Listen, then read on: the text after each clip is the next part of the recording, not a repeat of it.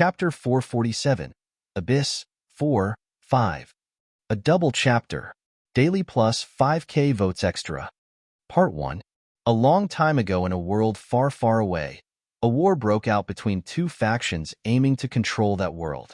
As the war was never going to end at the rate it followed, some scientists came up with a weapon that defied sense and logic, calling it the antimatter bomb. That horrific weapon was bombed right in the middle of the enemy's main city, harvesting every life and casting the city itself to nothingness.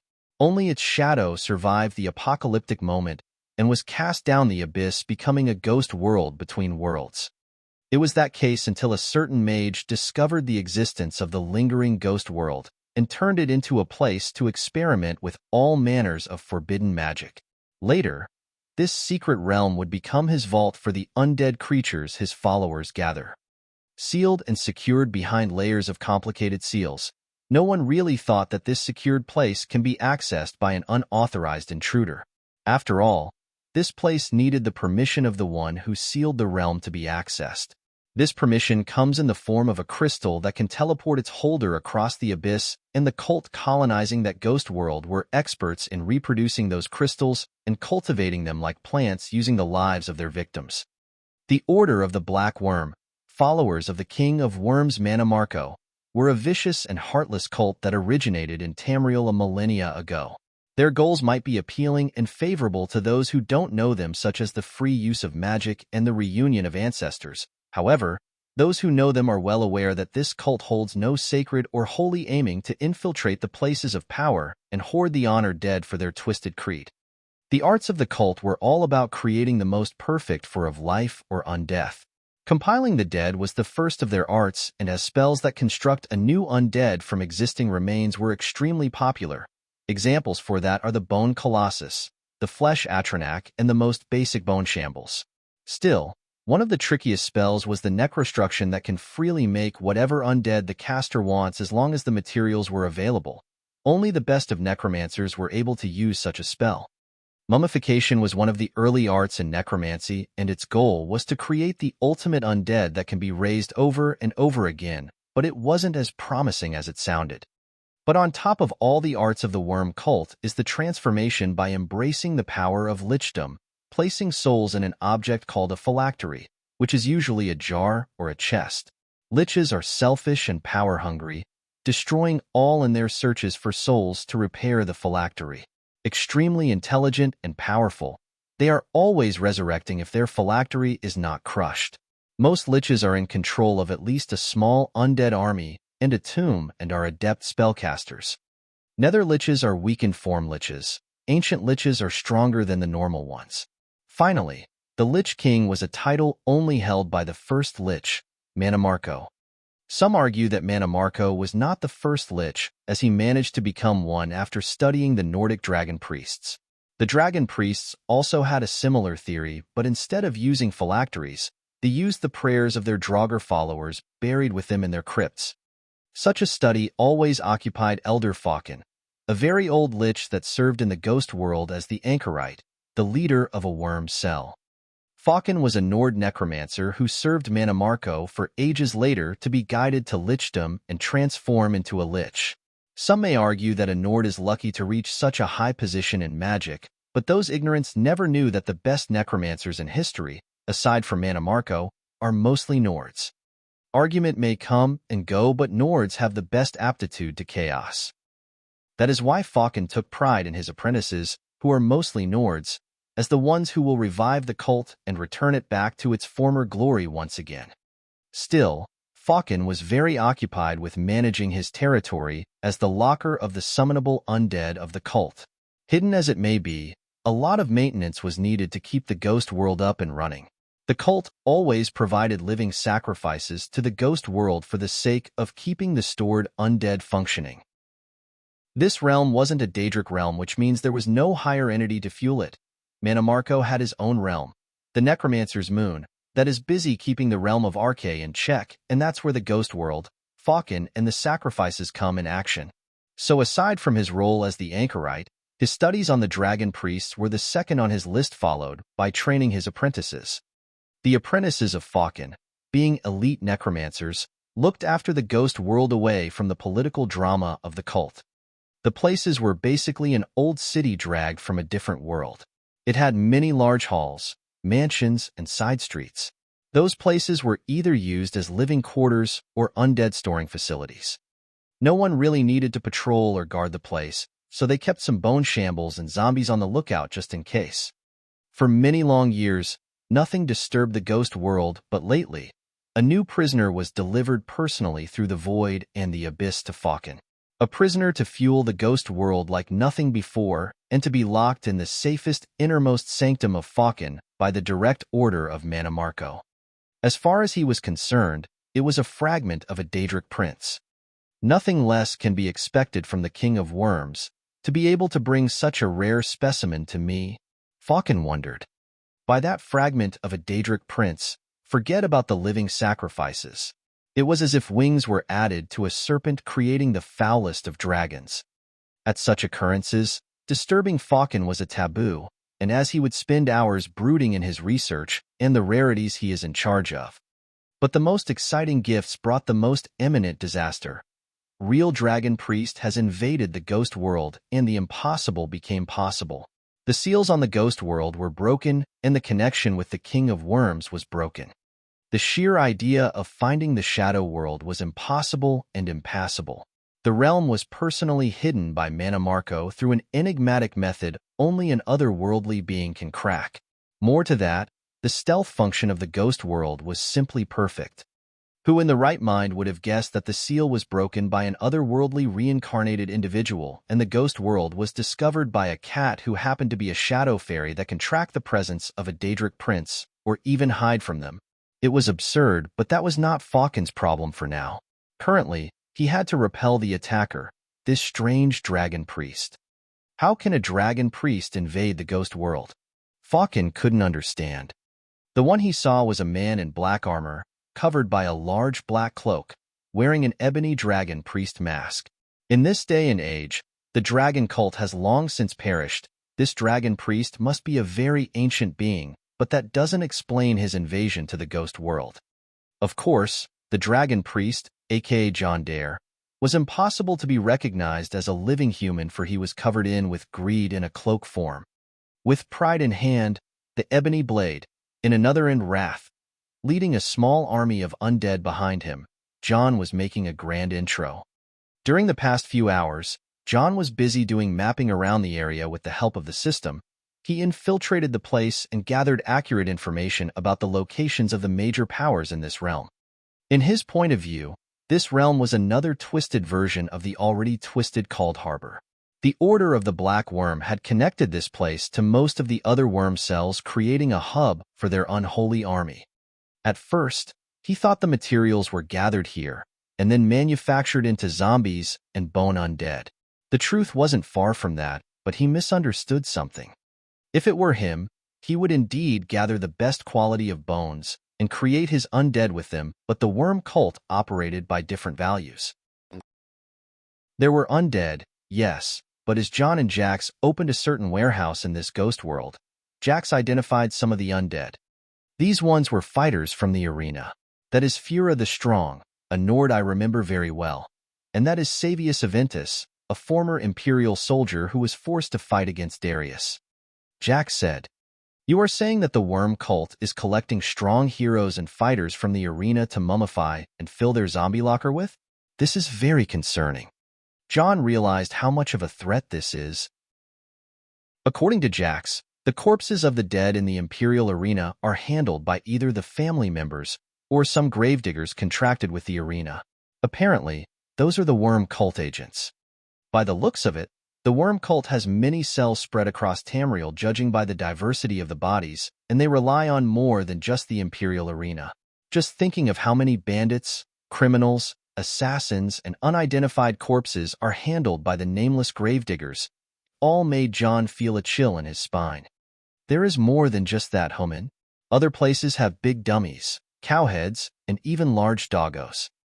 What Nefertiti wanted to say was that there are giants, minotaurs, and dire wolves as well. This is worse than I thought. John fell silent for a few seconds, then spoke once again. "I have a plan, but will need you guys to assist me. Nefertiti, You will take down the extra load on me, stick to the shadows, and protect me stealthily. Too much work, Homan. Jax, take this staff. Even though you are not aware we are outside Mont. Ahem. Sorry. You Minotaurs have an excellent sense of directors. I will assign those scrolls to different locations, and I want you to activate them with that staff I gave you. Can you do that? Yes. Good. I'll be the distraction then. Move out. Part 2. Back to the present, John and Wrath made an intro. John as a dragon priest in all-black ebony wearing his mask and donning greed as a cloak to hide his life's signal, while Wrath led all the undead John summoned from the soul cairn. Botir, come out, John shouted in the dragon tongue to call forth the leader of this place. The whole ruined city shocked as John made his grand appearance. Necromancers and undead started running from their spots to see what is going on. John made sure to put on airs as a dragon priest and float in the air while giving off a heavy pressure to his surroundings. Just as a necromancer tried to attack him on sight, John made the poor sod explode from the inside out, using his imagination by pride. What is that? Where did this come from? Some necromancers tried to make a formation, but Wrath arrived beside them and took them out in one slash. Howl. John didn't mind Wrath, having some fun. After all, the sin of Wrath Odokuro has arrived at a new evolution since he received the dead sand John gave him.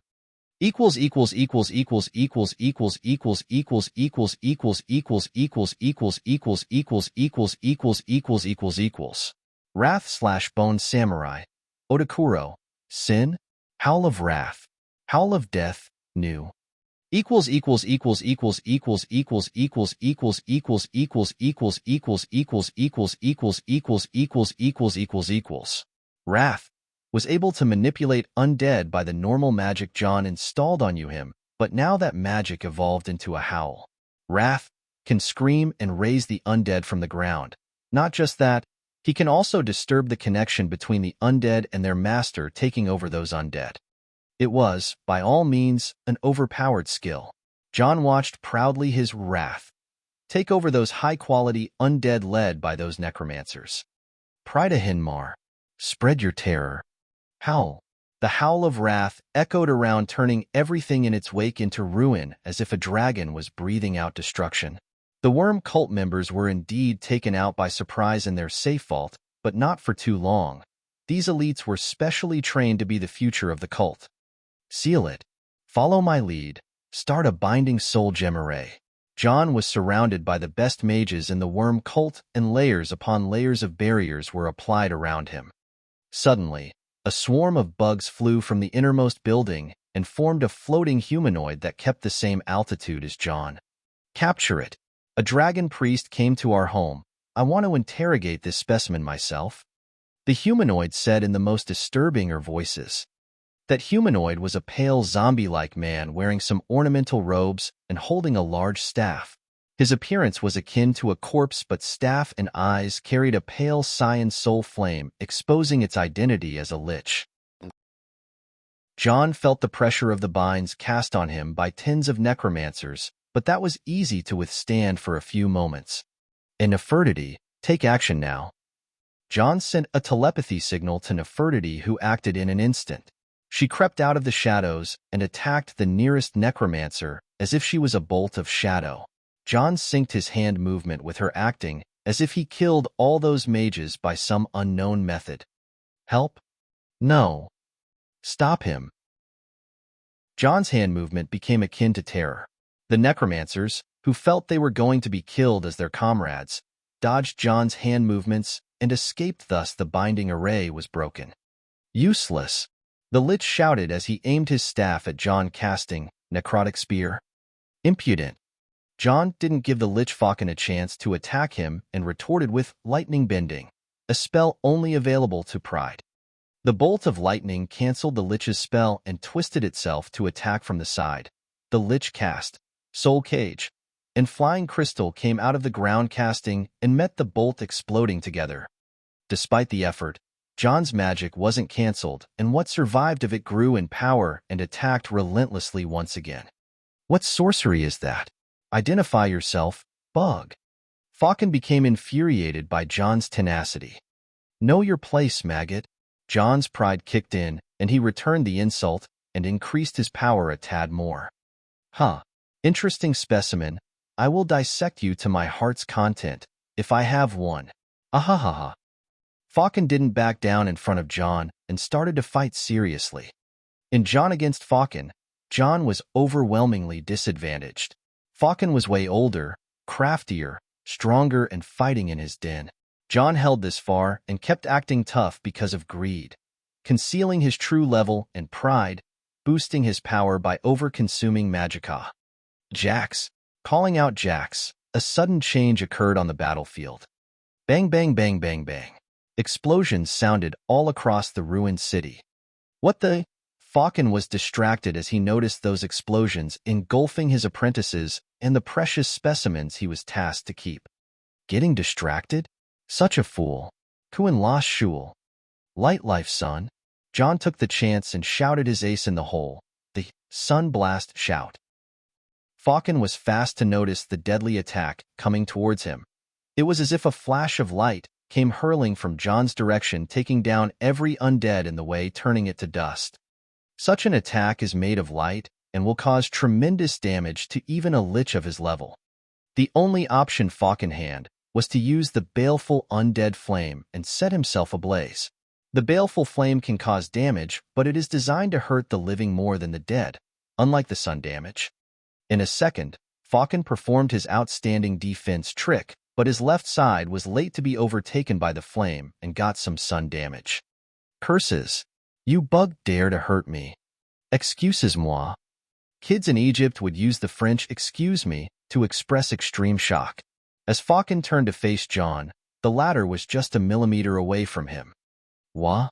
Have a cookie. And without further ado, John blasted the lich Faucon away with a thunder cookie. Faucon flew backward and crashed into a ruined building. What the fuck do you mean by dare? You son of a bitch. We're having a till death do us part fight, you dim-witted fool. I dare you dare me again. No, I double dare you dare me. That's an ability only I can use, double dare. Being aggroed by the forbidden word, John was foaming from anger over the ruined building Faucon fell in. To vent that anger off, John waved pride in a half-circle, killing all the necromancers near him with a cold flame. As John was doing so, Faucon returned in the foulest of moods. Bug, I'll teach you your place. The land rumbled as Faucon flew out with a viciously twisted frown on his lich face. He cast a spell that took over the ground in a second. Defiled Ground. A rune spell that does a lot of harm to anyone who steps on the area of the mage. Wrath jumped away and stood on a huge pillar away from harm. All the undead that he controlled started being broken by the effect of the defiled ground. It was then when Faucon took note of Wrath. At first, he thought that this large-boned samurai was simply a bone colossus that has overgrown and got enhanced a bit, but it was clear now that this is a very unique undead. Something new and unknown. A long-living lich may have a vicious personality, but long life gives curiosity, and he knew exactly how to harm the dragon priest. Undead Claim. A spell that drives away the mental control on a certain undead and gives it to the caster. In other words, Faucon was hijacking Wrath. John felt the underhanded strike as it landed on Wrath and attacked John's consciousness right away. He completely understands the effect of the spell and was amazed that the ability that Wrath developed also came in a spell form. Sadly, it was an undead-exclusive spell. But now John had to deal with that mental attack. Trying to hijack Wrath is wishful thinking. Wrath is just an extension of John's soul and will. The spell Faucon used was only causing some headache, but Faucon doesn't know that. Arg. Groan. John and Wrath both feigned mental damage and staggered in their places. John, who was floating, descended down a few meters. Ha ha ha ha. Interesting specimen, you truly caused me great trouble. The Lord won't be pleased by that, but offering this exceptional undead as a new model will surely make things easier. Now, who sent you? Faucon said as he approached the suffering John. Arg. John exaggerated more as he acted to be in agony. Faucon stopped in front of John and looked down on him. Does it really hurt that much? How can a dragon priest such as yourself suffer greatly from a mental attack like? Shouldn't it hurt? As Faucon spoke, John stopped acting and looked at Faucon. Huh. My bad. Before Faucon realized what went down, John waved the ebony blade from point blank. Teleporting away as fast as he could, Faucon appeared far from John with an amazed look.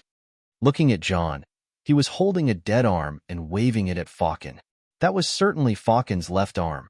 It was cleaning chopped.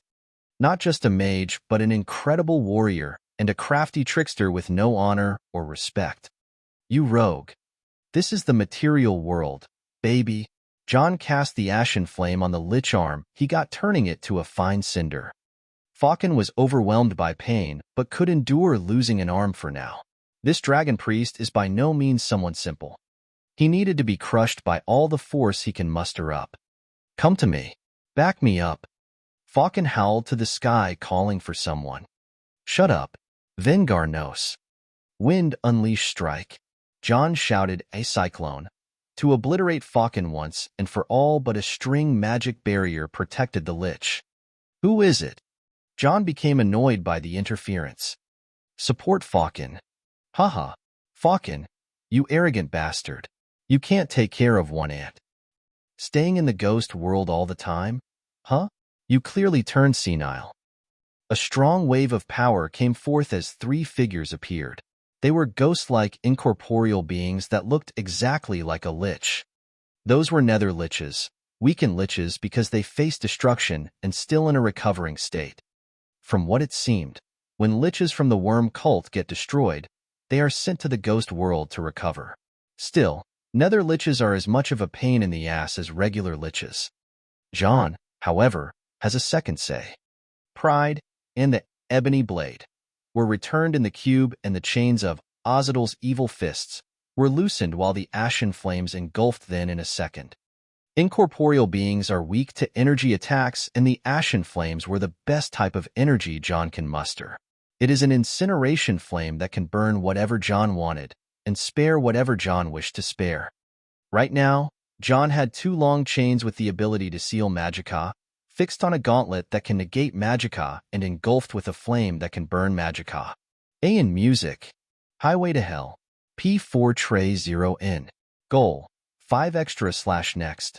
6. Patreon. com/eldokmizi. Remove. PayPal. Plus $10 equals extra. PayPal. me/eldokmizi. Extras by votes. 5,000/8,000. Discord. GG/GKCKVA7S.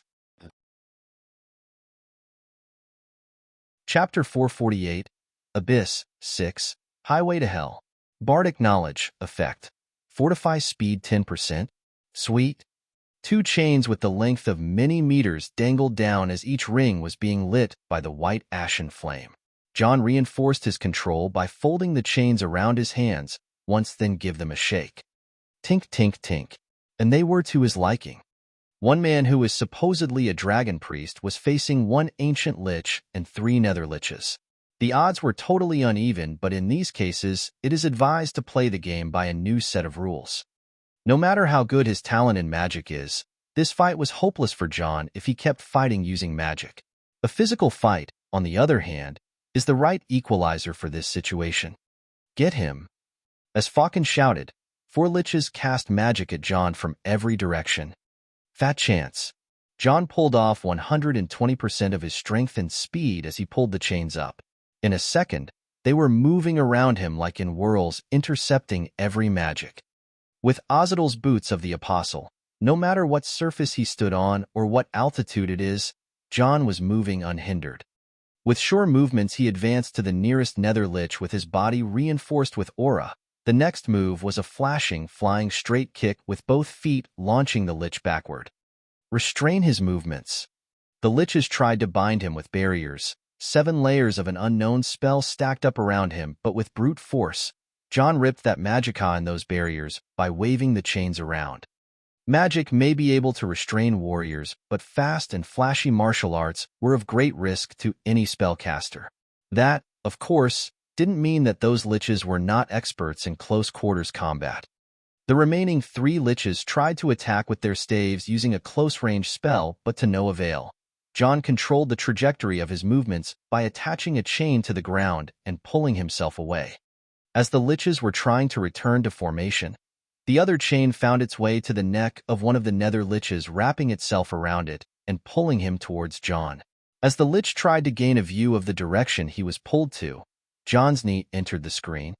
Even though nether liches are partially ghosts, a physical attack supported with aura can sting where it hurts.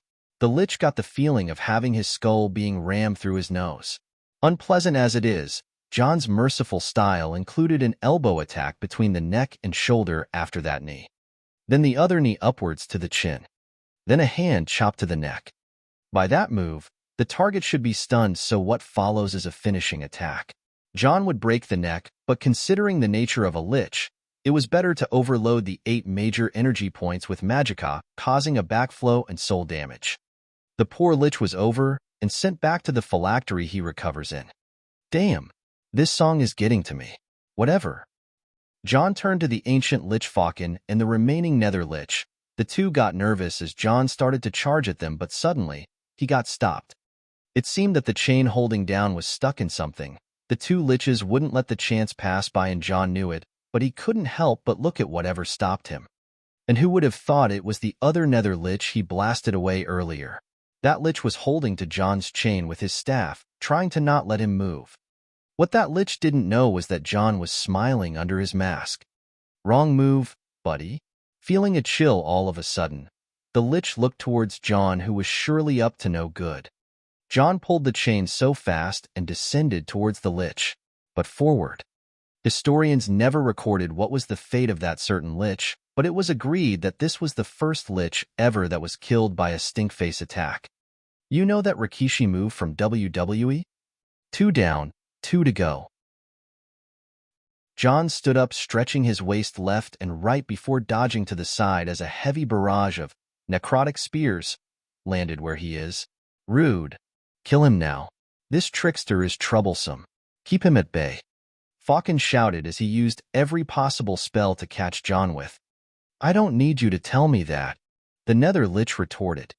John zigzagged and teleported a couple of times as he evaded the defiled ground, necrotic barrage, and soul cage spells.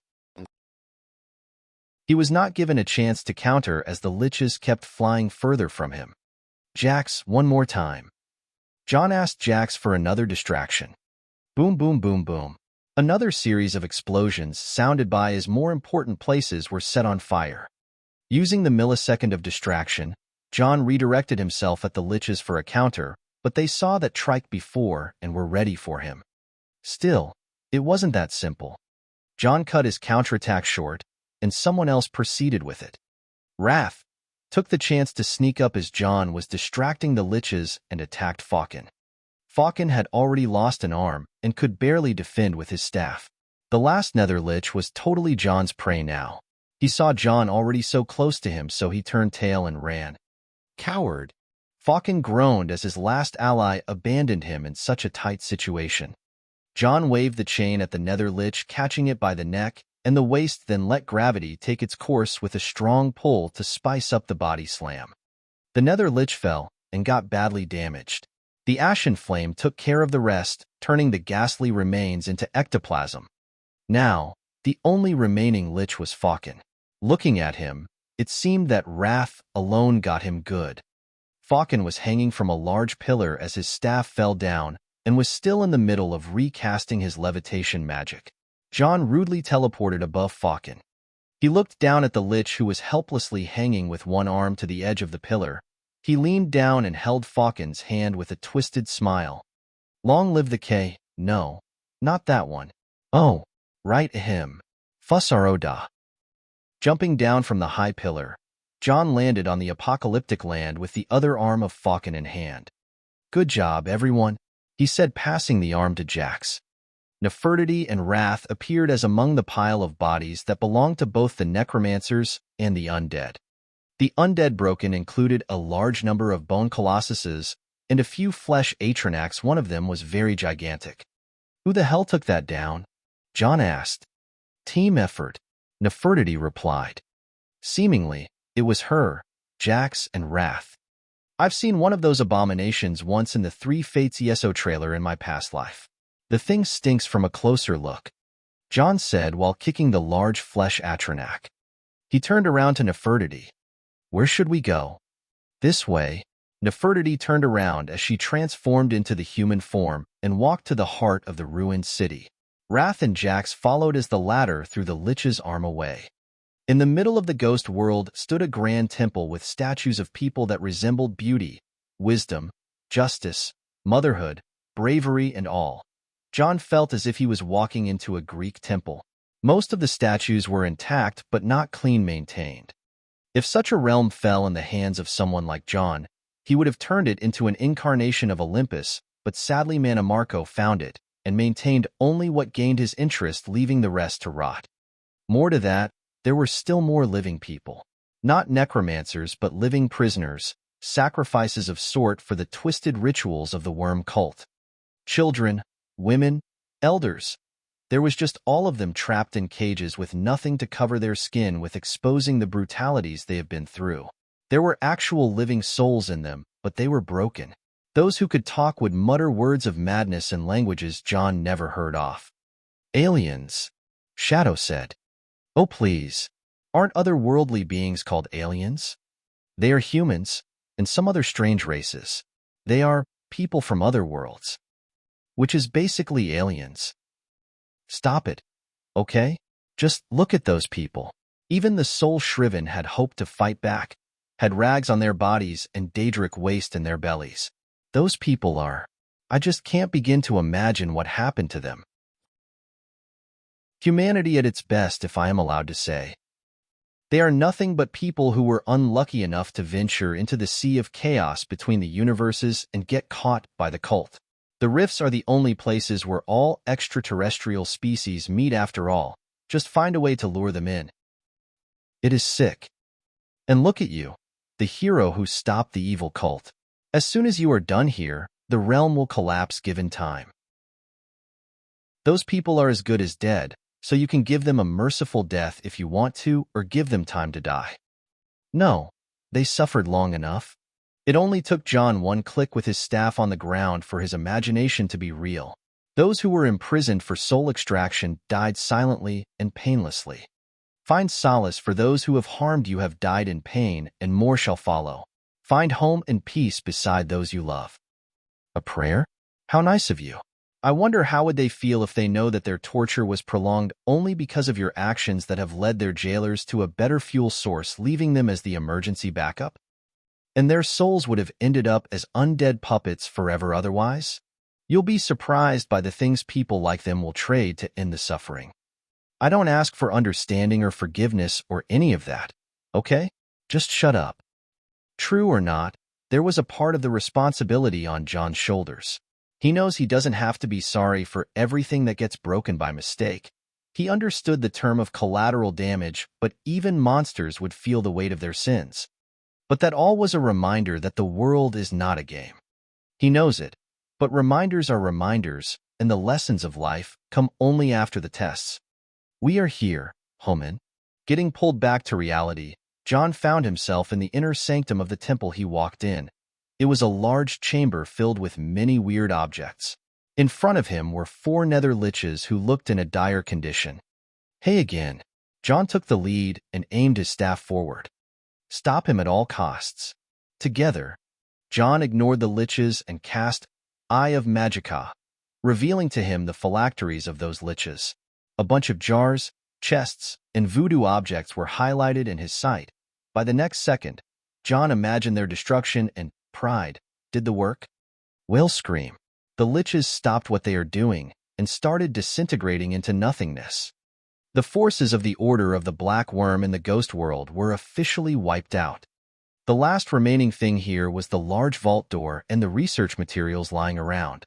John gathered the materials as his trophy and pulled out the vault's door with telekinesis. Whatever riches behind it was pulled in the cube without even thinking, some otherworldly treasures included. The most important thing, however, was kept deeper in the vault.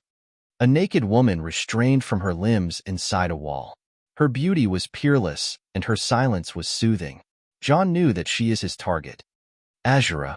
John called, but the woman did not respond. Rather, Azura's star responded instead.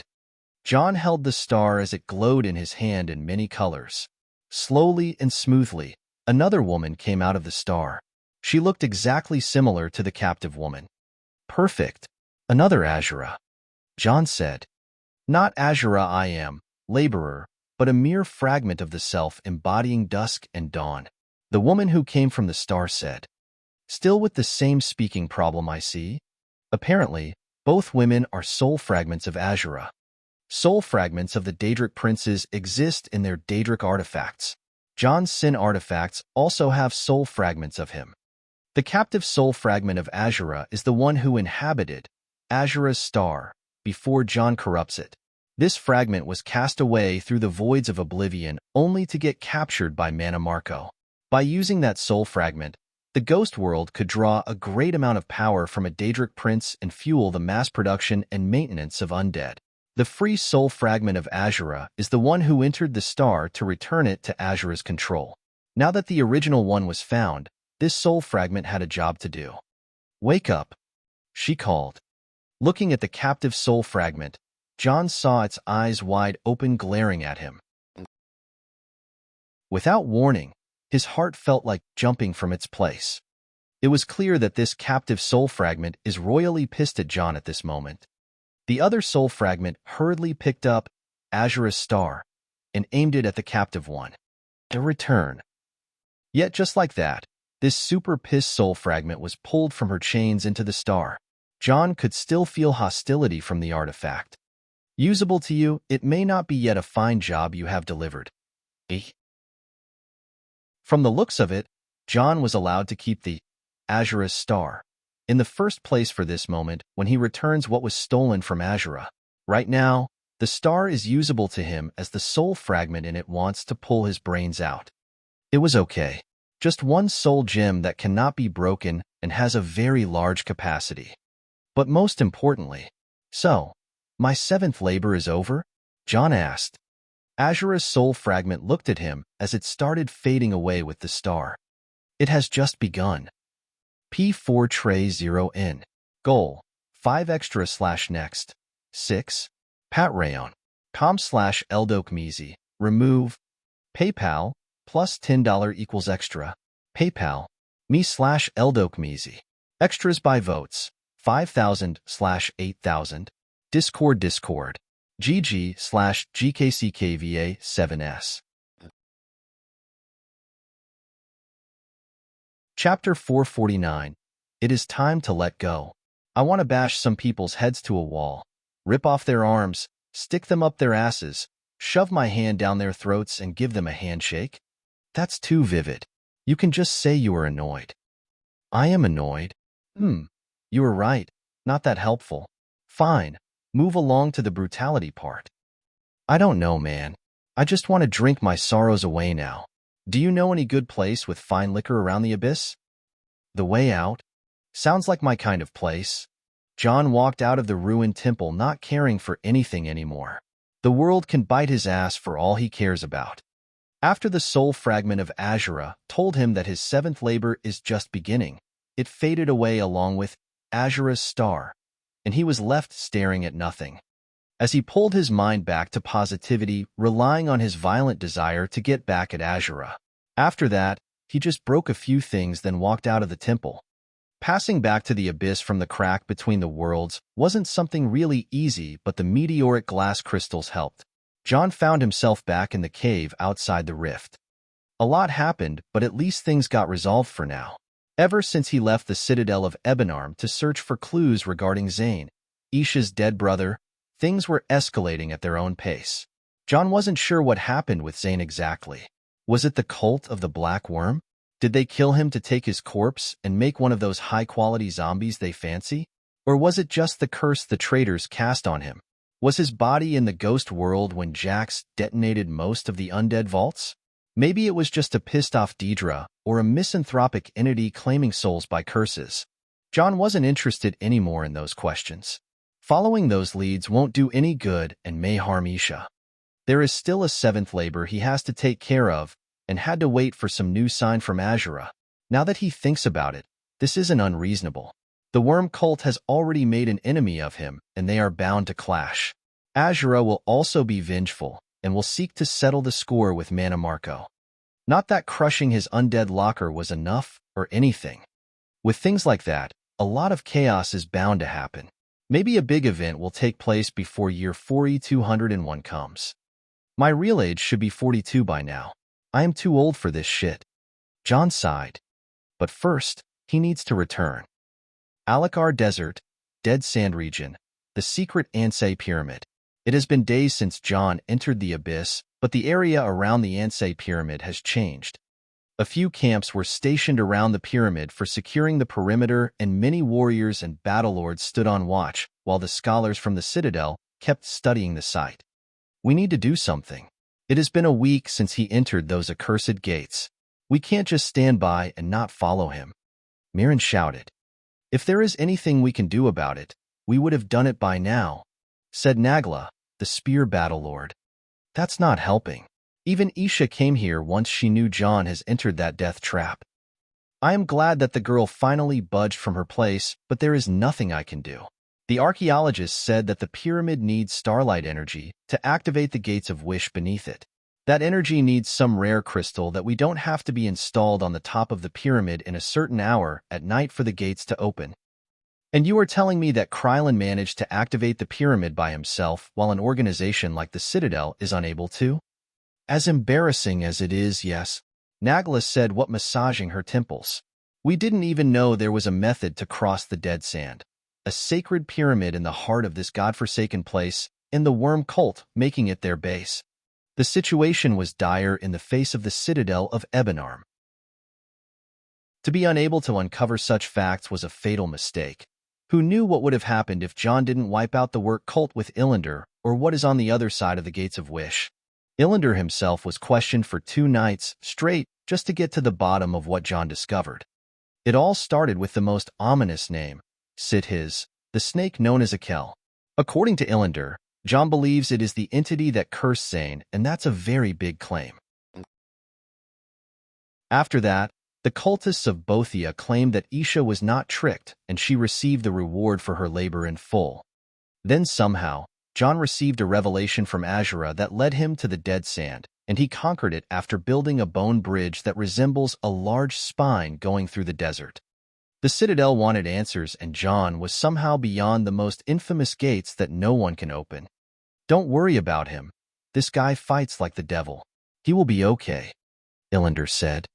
He returned to the Citadel after he parted with John and reported the whole thing. Just shut up now. You know you are being punished for not stopping him, Nagla said while glaring at Illander. Come on. I wouldn't be able to stop him even if I tried to. He had that labor thing he had to do. The whole matter was getting more complicated by the second, and none knew what to do. The number one priority of the Citadel right now was to hide the existence of the Ansei Pyramid from the Crowns and the Forebears to not risk giving them one more reason to slit each other's throats. Still, the most important thing they are focusing on right now is to make heads and tails out of this situation. John and Illander are the best leads, but as far as the latter could tell, the former was the one who investigated everything thoroughly. In the center of this mess, there was an important family member they all had to take care of. Haven't Isha talked just yet? Nagla asked. No, she is with Zara and Miranda beneath the pyramid, Mirren answered. Once she knew that John has entered the dead sand and found an ancient sacred site while he was investigating the truth behind Zane's death, she stood up from her place and walked to the dead sand.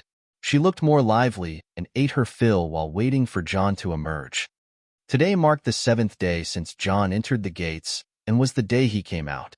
It all started when the valley shook as if an earthquake was happening. Everyone around the pyramid cleared to a safe area, only to see the patterns on the pyramid glowing. The archaeologist said that if something like this happens, then the gate beneath the pyramid has been opened.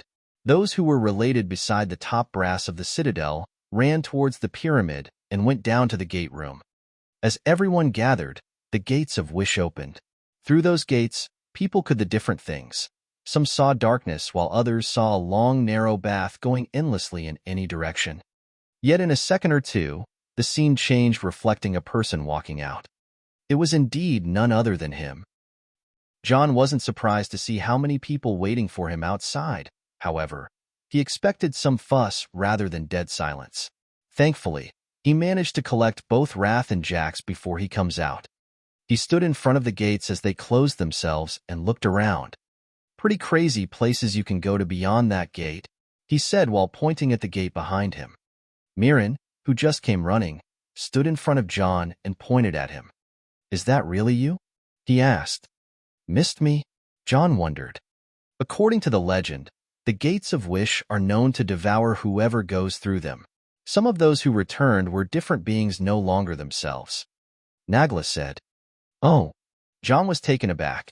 That would be mostly due to a time anomaly or something similar. Or maybe possessed by avatars of higher beings.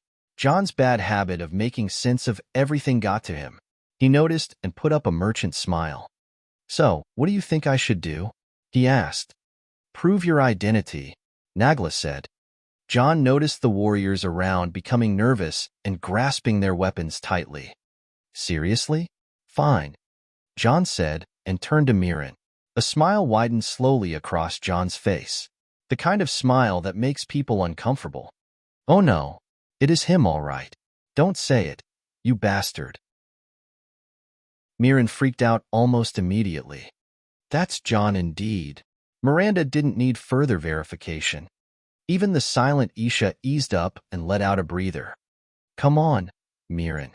We have been preparing for this since the day we met," John said while making a ring with his left thumb and index and inserting the right index through it. "Our gay scene." "Shut up. You two need to get a room." Nagla understood that John is himself.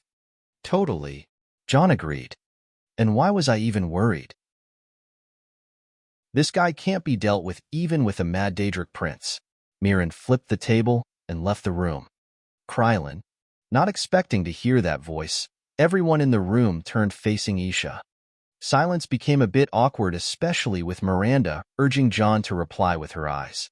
"Yes, Isha. Do you still have that spear you lent me? The one made of ebony steel?" she asked. "I do," John said. "It was a marvelous spear that Wulfur crafted. John didn't use it that much, but Isha liked it a bunch." "I want to trade it," she said. "It is yours," John said, taking out the spear and throwing it to her. At the same time, she threw another spear to him. John caught the shaft and froze. "Why?" "Don't need it." This wasn't just an ordinary spear she gave him. It was the spear of bitter mercy. "You need it," he said.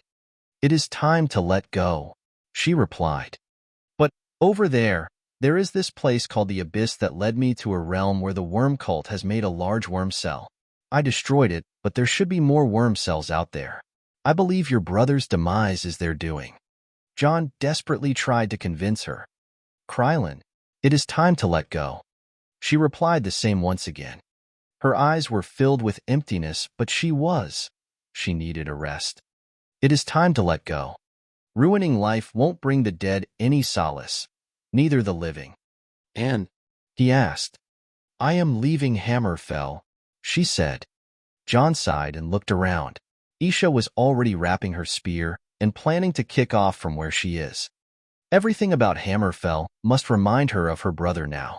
She no longer wanted the truth, but rather wanted to heal. John has no choice now. After all, wherever she goes his seventh labor. P4 Tray 0N. Goal: 5 extra / next. 6. Patreon. com/eldokmizi. Remove. PayPal, plus $10 equals extra. PayPal. me/eldokmizi. Extras by votes. 5,000/8,000. Discord. GG/GKCKVA7S. Chapter 450, Desert Wind, 1 SD of First Seed, March, 4E200. Winds can be felt best at the turns of dusk and dawn. They can be gentler or warmer depending on the preferences of those who wish to train in the Adeptorium. As the core and inner adeptoriums were to train the disciples of the temple, the outer adeptorium was to train whoever wished to test their mettle or the foreigners who came to practice the general arts of the temple. The disciples were usually called the adepts. The outer adepts were to train in the outer yards to learn how to draw on the sand, harmonize with the wind, foresee the rain, read the storm, sense the sun and dance with the two moons. Such idealism was usually associated with the sophisticated martial traditions of the Desert Wind Adeptorium, one of the 4 famed martial arts schools in Elsewhere. The Outer Adept Jonya was one of the new additions to the Desert Wind Adeptorium and a very talented one. A large Kajiat like always drew a lot of attention with each fight he participated in. Now, he climbed the ranks of the Outer Adeptorium, reaching the 2nd rank, and is about to challenge the 1st rank, Adept Tamara. Adepts, salute one another. An elder adept commanded the 2 outer adepts, facing one another in the fighting circle. The 2 exchanged salutations and were permitted to fight. Jonya is a red-furred Katherot Kajiat. Tamara is also a Katherot with black-spotted golden fur. "You are finally after my position, Jonya," Tamara said. "Thanks for warning it up for me till now, Tamara," Jonya replied. "Fight." The 2 got the signal and moved at one another.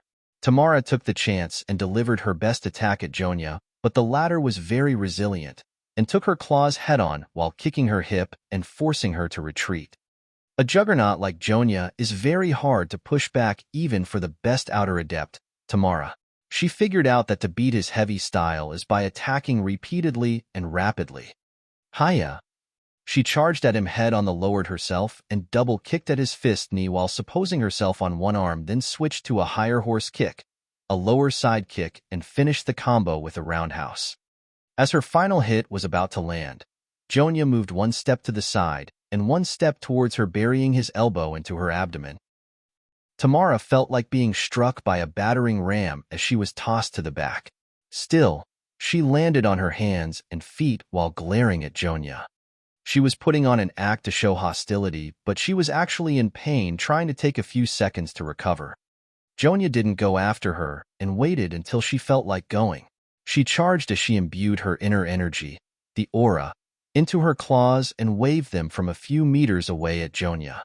Jonya's aura reacted, forming an exoskeleton around him in an instant, shielding him from the claws. The fight came to a halt as Jonya and Tamara stood facing each other.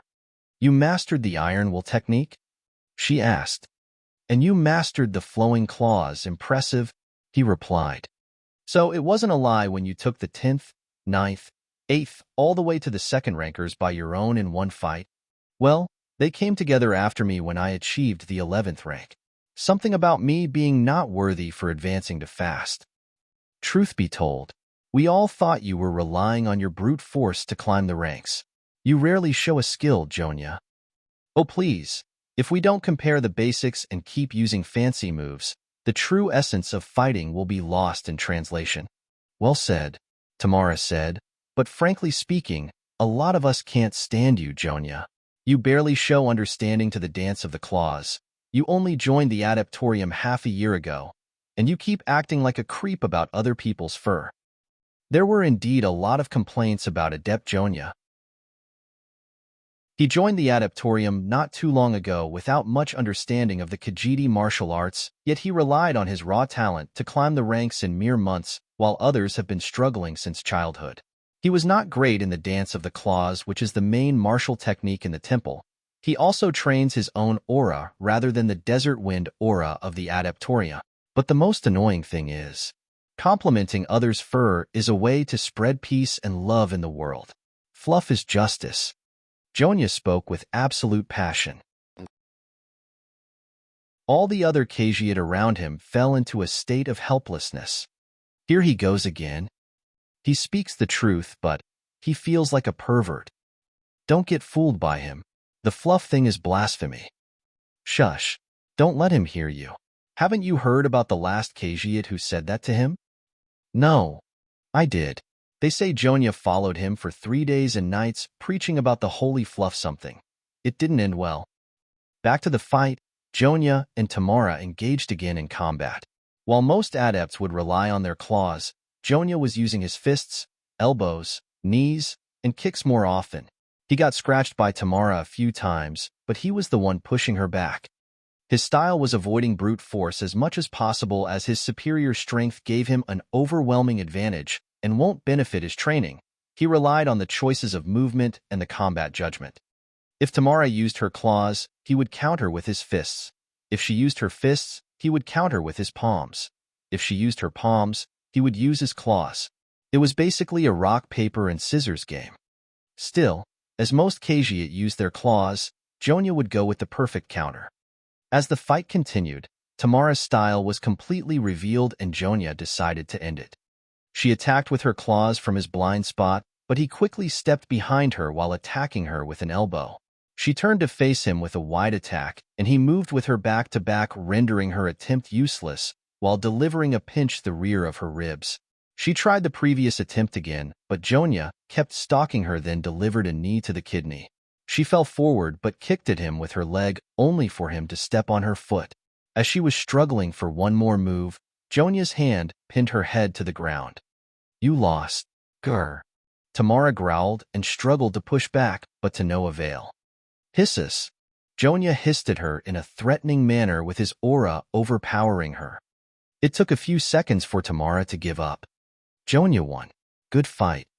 The elder adept announced the match over. Many of the faces around the fighting circle were dissatisfied with the result, but nothing much to do. Jonya became the first outer adept, and his strength, speed, and moves are all on a different level. "Follow me, Adept Jonya," the elder adept said. Yes. The elder walked past the garden area with Jonya following and entered one of the caverns in the mountain surrounding the adeptorium. "Friend John Dare, that was a nice training today. I am sure Tamara and the others will learn a valuable lesson from today's fight." "It is the least I can do, Elder." Jonya touched his face and changed his appearance from a Khajiit to Nord. "I'll leave you to your business now, friend John. Please join us tonight at dinner." "I will." The elder left John in the place he is in to change his clothes from the outer adept robes to his usual. John was quick with it and soon returned to the outer yards. The place was open to the sky, surrounded by barren desert lands and mountains. Its architecture was ancient Khajiit, revealing the grand legacy of this place. He walked through the large lands of the adeptorium and arrived at a big area between the gardens where some adepts were having a tranquility training in a sand garden. They were moving around holding canes and drawing swirling patterns on the sand with them. The appearance of this place resembled a Zen garden, and it actually had the same purpose. It is to imitate the intimate essence of nature and to serve as an aid to meditation about the true meaning of existence. One of the individuals that were practicing in the garden was Isha. John remembered how annoyed she was half a year ago when she was told to draw lines in the sand. To see her right now having her way with the sand like that made him smile widely. "Friend John." "Oh, Grand Adept. It is nice to see you." A male Khajiit in some fancy robes approached John and stood beside him. "Thank you for accepting this one's request for exchanging with our adepts. Their growth has advanced by leaps and bounds ever since you agreed to help us." "Grand Adept, you are praising me too much. Ever since I came here, I have been learning a lot about martial arts. Helping other adepts is the least I can do." "I see. Humble and strong. Rare qualities indeed. This one's only regret is that we can't teach you the dance of the claws. You may have had a great insight into them if you were a Khajiit. It is really regrettable. I can morph into a Khajiit, but that doesn't mean I am a one. It is sad, but you still have Nefertiti." "Oh, the little miss is skillful but really rebellious. Khajiit children have that phase too, but she is overwhelmingly hard to teach." "Sigh. Tell me about it. This girl used to be so sweet when she was young. They grow so fast." "Yes, this one's daughter was like that too." Sigh. The two doting parents had a nostalgic moment together. "Master, we're back?" As someone called, John and the Grand Adept turned to the caller. It was Mirren and Miranda, followed by 8 Desert Wind inner adepts. "Mirren, child, what took you this long?" the Grand Adept asked. "Master, there was more trouble than we thought. The Argonian raiders won't simply stop crossing the borders. The governor of Rimmen was making a fuss about, and we had to observe the border pass for days. Mirren replied. Fine. Let's continue talking in the inner sanctum, the Grand Adept said as he excused himself. John. Mirren, how are things? Not bad. How are things out there? Not bad. Some troubles are happening in southern Cyrodiil and Black Marsh, so we were hired to investigate. It is good to be busy. Indeed. I'll go talk to Isha. Mirren walked away from John and Miranda. And how are you doing? John asked her. Good. Should I tighten the ropes a bit more? Haha, you're enjoying it. It has been more than half a year since the four arrived in Elsewhere. The only place that they can stay in was the Desert Wind Martial School, Mirren's and Miranda's home. John has applied to learn from the masters in the temple with the vouching of the Altmare twins, while Isha was here for escapism and healing. That was 8 months ago. Now, John has learned enough to become a secret mentor and donated some money for the temple to keep his identity a secret. Elsewhere is a territory that belongs to the Aldmeri Dominion after all, and he is one of the most wanted individuals.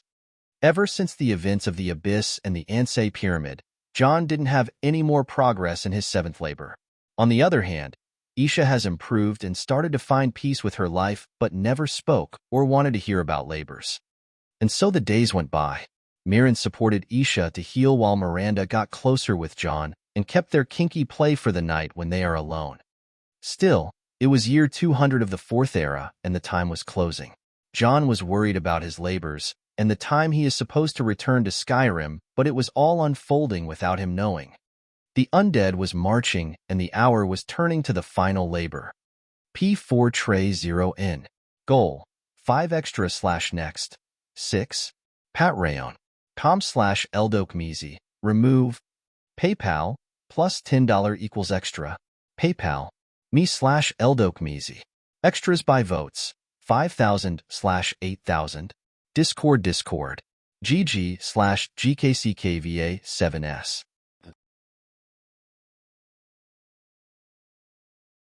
Chapter 451. Trouble in Elsewhere. Elsewhere, a region that lies on the southern coast of Tamriel and is home to the feline cageate.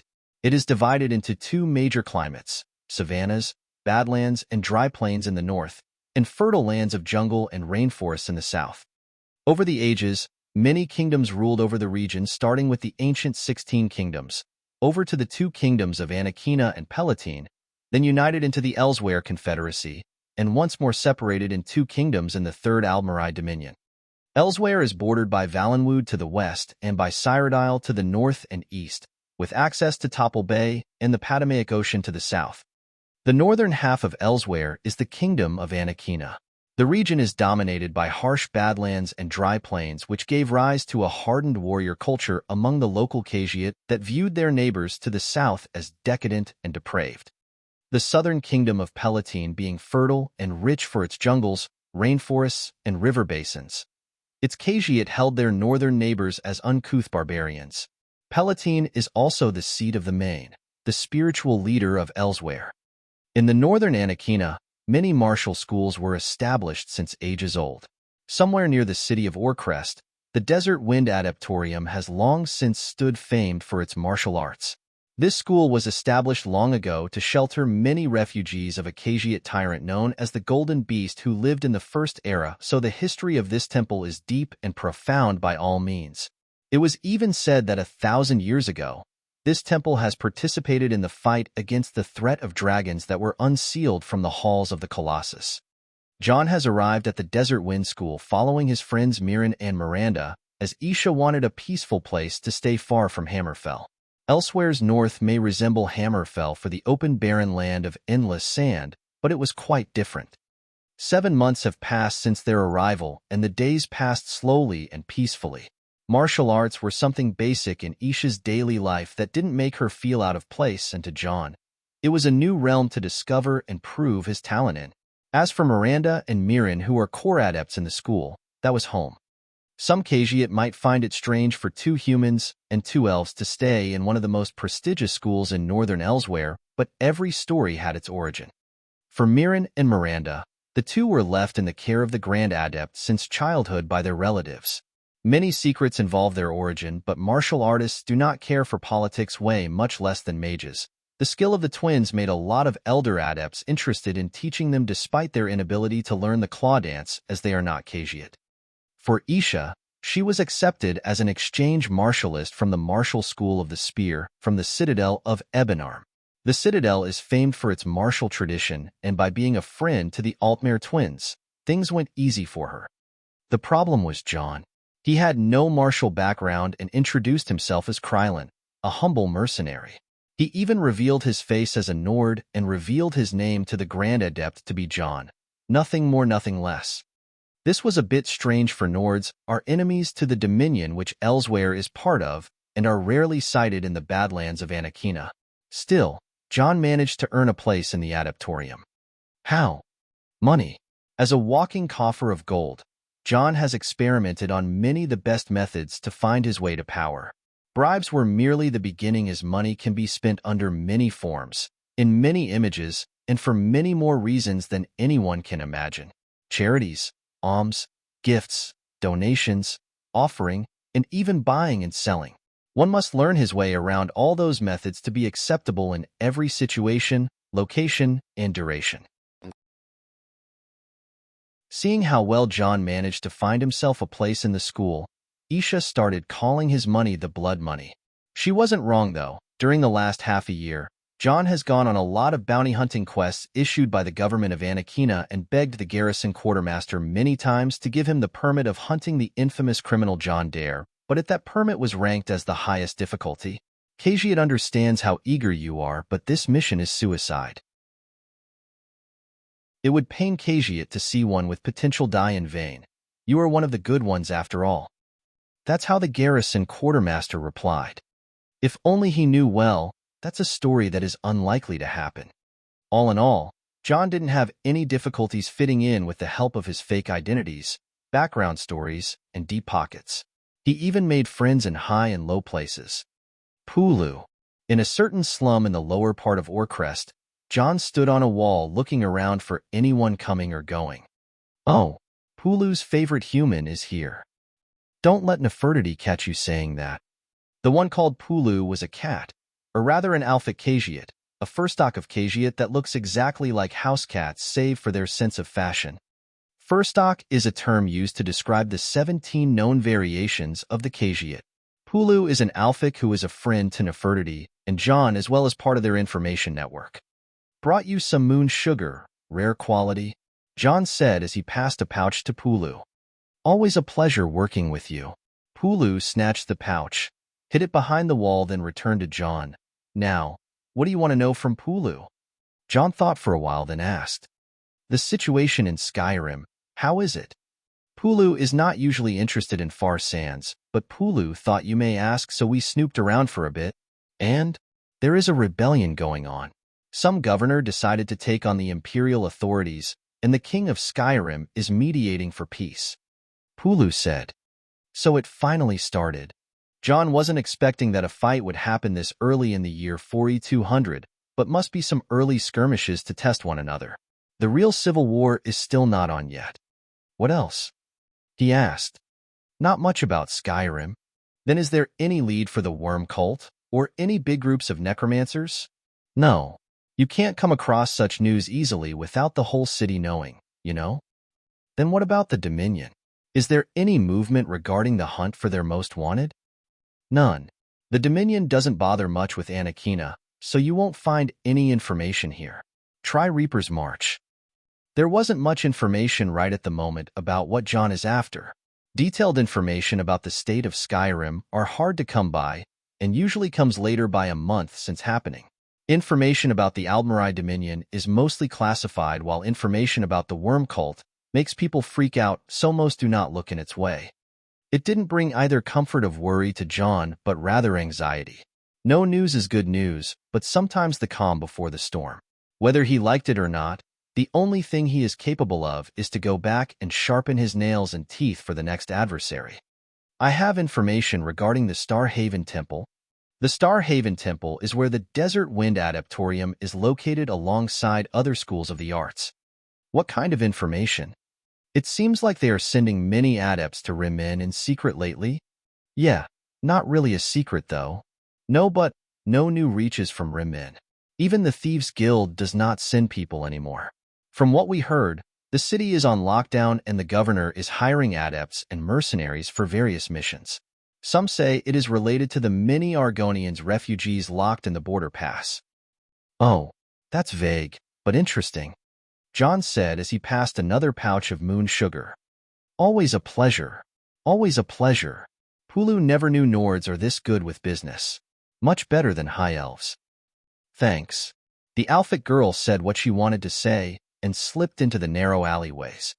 John remained in his place thinking. There was no much interest for him to take in Rim. It is the city to the east of Anakina as large as Orcrest, the city he was in right now. Still, northern Elsewhere was indeed a magical place, and John liked the idea of spending a vacation here from time to time. The deserts were not as dry and deadly as Hammerfell, with many mounties providing shade and covered all over the canyonlands. The night sky of Elsewhere was way more beautiful than the north of Tamriel, where the night was seen as a symbol of terror. The two moons Masser and Secunda appeared very clear in the sky, more than ever lightening up the night sky. Elsewhere wasn't just a beauty in its nature, but also in its architecture and culture. The warrior monks and adepts were among the friendliest people John met, and the cities and buildings were straight out of a fairy tale. The savannah would triangular roofs with pointy ends on the heavily decorated yellow sandstones, mixed with the green gardens surrounding buildings and the rose-colored flowered climbing these walls. The image was just fantastic. Even cities like Orcrest were built on a hill with high stone walls that were decorated to tell historical tales and carried many statues for many heroes of the Cagiate. When this is all over, I may think of having a mafia boss villa in the wild on some mountain near this city. It will be worth it. While having his dreams of the future, John noticed a Thalmor patrol coming his way. Without much thinking, his instincts from the days of Riften kicked in, and he changed his direction many times to lose any tail while keeping the Thalmor within his perception. From here, the Nord was walking this way, a Cagiate Dagi boy said, while leading the Thalmor inside the slum. HM? That's good. A Nord will suffice to cover up for the prisoner who escaped. This way the commander won't have our heads. A Thalmor whispered to another. I don't know. I just don't like it. The prisoners transported from Rim are all like. I don't know how to say it. I think a Nord will stand out a bit too much, especially if he made a fuss. The other Thalmor replied. Don't worry, we only need to break his legs, saying he tried to escape, and knock him out or poison him. He will look like the prisoners this way. KSK, those filthy outsiders. They run to us when things go south. Their useless empire is even doing nothing. No one can do much on the borders, you fool. Those Argonians who fled through the empire came to us with their filth and disease. They even transferred that illness to the other humans and elves. We had to kill every last one of them lizards just to keep it clear. That's why we are moving on the borders with an excuse to contain the disease. Then just kill the humans. Why take them prisoners and risk the whole thing? The commander said that races react to disease differently in most cases. Having a lot of specimens will help the healers know what disease is this faster. What a pain. Let's just find the Nord and get going. The conversation went on, but John learned a whole lot. A disease outbreak in Rim coming from Black Marsh through the Empire, Thalmor activity, arresting the refugees, and an infected on the run. It all started to remind John with what happened in Morrowind during the Sixth Labor, when they and the old woman stopped an outbreak Narses. More to that, Mirren and Miranda were dispatched to Rim once, but they didn't say anything about a disease. It was just an escorting and security job. Seems like all the fun is in Rim. Can't possibly miss that out, can I? John thought.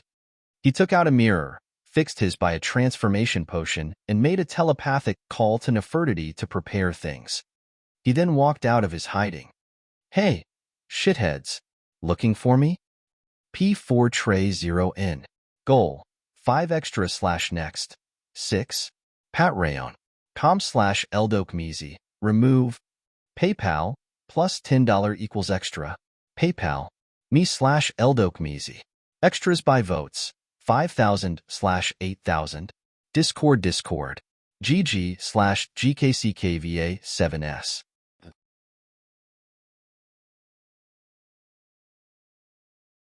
Chapter 452, The Cursed Disease. Double Chapter, Daily Plus Extra. Part 1. The plan was to take a patch of prisoners from different races and ages to study the disease that struck the border area.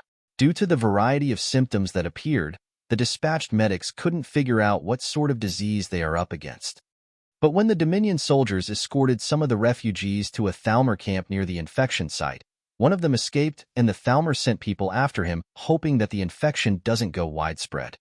Yet due to the nature of the mission, it was impossible for a normal elf or a Khajiit to find someone who escaped in the middle of the Scar, the desert in the south of Anakina Kingdom. That's why those soldiers stopped at the nearest city, which happened to be Orcrest, and looked for any convenient person to grab as a substitute for the prisoner. And lo and behold, a human. And not just a human, but a Nord, the kind of humans high elves dislike the most. "Catch him!" a soldier shouted. "No, they are coming at me." John screamed frantically and started running around aimlessly. The Thalmor soldiers gave a chase and surrounded him. Now, as they hopped on him at once, John started waving his arms around. "Leave me be. Perverts. Help." It was safe to say that there was no winning side in the fight. They hit John with their batons, and John punched around like a child. One baton hit John's elbow and caused his nerves to react unintentionally. His arm bashed the man that hit him in the guts. The man felt a sweet taste in his mouth as his guts were squished, and he fell on his knees with teary eyes. John and the others stopped what they were doing and looked at him. The man felt his image was getting ruined, so he smiled casually. "Just an upset stomach, carry on. Beat him up." The fight returned once again with the Thalmor soldiers running after John to beat him with their batons, and John waving his arms around. Still, many got their guts squished, their balls kicked, their eyes poked, their feet stumped on, and suffered a lot of bruises. In the end, they caught John. "You can't do this. I have my rights."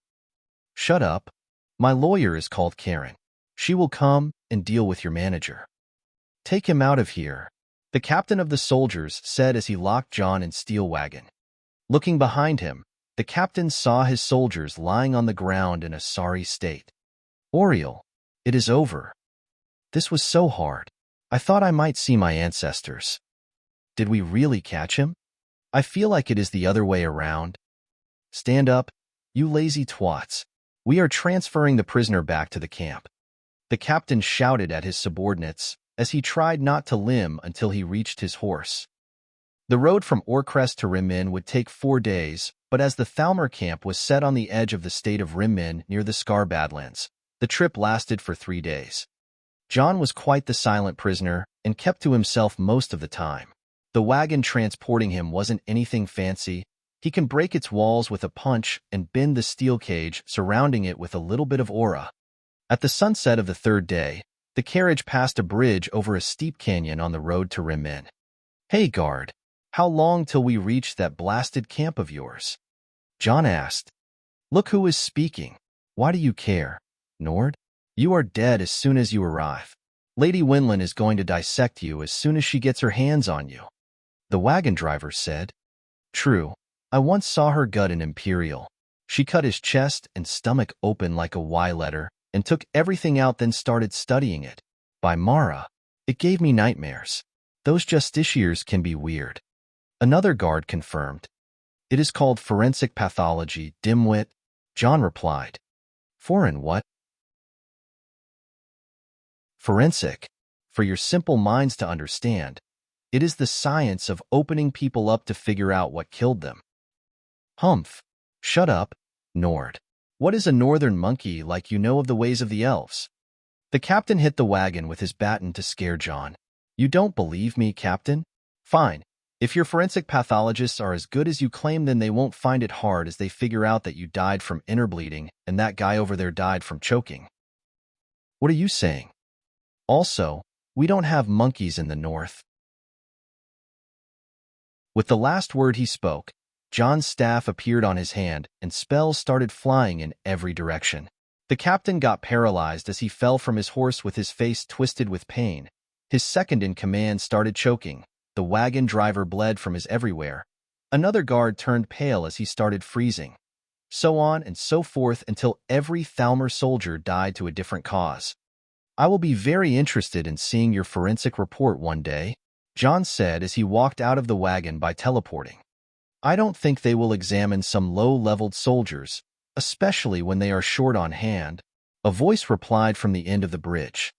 John turned around to see a brown-skinned woman in a hippie sense of fashion and a girl in a gothic black dress.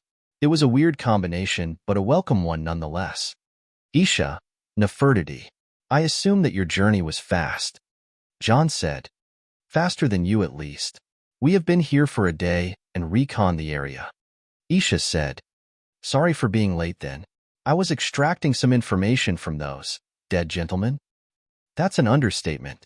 You overkilled them, man," Isha said while poking a corpse with the end of her spear. "Did you catch the infected man who ran from the Thalmor?" John asked. "Yes. He was dying, but we managed to get some answers from him. I put him to mercy afterward," Isha replied. "So what did you find?" "A few Thalmor camps packed with infected refugees. Imperials, Khajiit, Orcs, and Argonians with a mix of other races in small numbers. The disease seems to have come from outside elsewhere through the borders, which explains the number of Imperials and Argonians. The nature of the disease is still unknown," Isha said. Interesting. What are you interested in? Did you find out something?"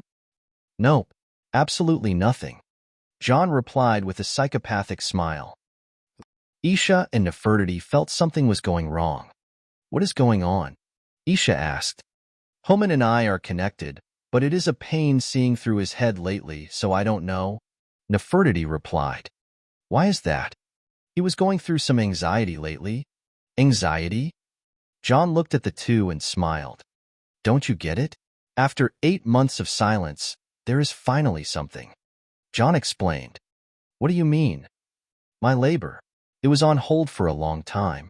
8 months with no accidents, no trouble, everything is peaceful and no problems at all. Isn't this a good thing?" Isha tilted her head. "What? No. I have been stirring up trouble for 8 months straight for my labor to continue and finally, a sign." To the overexcited John, Isha let out a deep sigh. "Cat, do something to your Homan, or whatever. Leave me out of it. In these times, we better watch from afar as he does his thing." As the two started complaining about him, John butted in. "Ladies, focus. We have a disease outbreak. We need to investigate. I have too many plans and expectations, so let's work hard," he said. "Do like me, Isha." "Yay. Go for it, Homan," Nefertiti said. "Yay. We believe in you." Isha copied Nefertiti. "Fine. I don't want your help. Where are Miranda and Miran?" With the rest of the adepts and rimmen, they investigate in secret as their usual. Isha said. "Good. Rimmen is our next stop then." Rimmen is found in the greater region of Anakina, which is known for its harsh deserts and dry savannas. However, Rimmen is found in the Rim territories, where the grasslands are more somewhat vibrant and lively. Rimmen is a large walled-off city with water canals and domed buildings built from ivory-colored stone and lush tropical greenery. The canals get water from the aqueducts that span across the kingdom of Rimmen.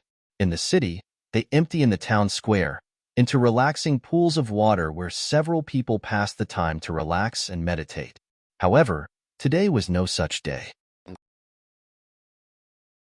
It was said this morning that a lot of refugees are trying to pass through the borders as a disease outbreak happened to the east. By the orders of the royal family of Anakina, all those who passed the borders during the past week were to be brought to the central plaza alongside anyone who came in constant contact with them. The rapid response resulted in a fast containment of the situation, and everyone who was suspected to be infected was quarantined right away. The Federal Thalmor Embassy of the Almarai Dominion was mobilized in order to identify the disease and find a cure. Mercenaries and adepts were called to help with the jobs the government was short on hand with. Miran was walking on a street, surveying the poor slums, and looking for those who didn't submit to the checkup. Thalmer, 10 o'clock. A voice rang in his head as he was walking. Mirren nimbly walked to the shade of a wall and hid his presence. As the Thalmer patrol passed, he returned the telepathic call. You're starting to talk like John, sister. Less words, more meaning. You sigh. Mirren could only ask a little as his sister wasn't really a great person to have a conversation with. Why did you hide? She asked. Thalmer, they don't know you. I guess old habits are hard to get rid of. No matter what, Mirren was always suspicious of Thalmer and hated walking across them. He and his sister are talented in hiding their presences, sneaking and teleporting short distances, making them ideal assassins, but all these skills were honed only to shake off their true enemies, the Thalmer. The Altmere twins and their family were a target for the bloodline genocides that happened in Somerset many years ago in the name of getting rid of lowly bloodlines mixed with other non-Altmere. Despite the young age of the twin, they were very aware of the dangers they are facing and never revealed a hint of their existence to the Thalmer, which includes not running into them and or leaving witnesses. 3 patrols around you. Proceed with caution. Mirren turned to look to the high tower in the middle of the district. You seriously need to stop talking like that. I like it. No, you like him. He is married and basically a playboy, sister. Don't get mixed up with that. When did you know? Please, you are not giving him a cold shoulder. That's enough to know. The roof watchman, 2 blocks ahead. As the two kept arguing through telepathy while sneaking around the city, they managed to find a few people who were afraid of the general checkup and hiding in their houses. What Mirren needed to do was to attract the city guards here by any way available, like burning something or breaking a wall. Soon after, their patrol was over, and they returned to the elder adept in charge of them to report, then got dismissed to rest. Part 2. Mirren and Miranda sat on the rooftop on the higher part of the city of Rimmen in their rest hours. The two always have a secret strategy discussion for themselves during every situation as 2 fighters who are mostly dependent on one another. Doesn't this situation bring back awful memories? Mirren said. Narcisse, Miranda replied. Yes, our last labor. It was a terrible plague, so let's hope this one doesn't turn into a disaster.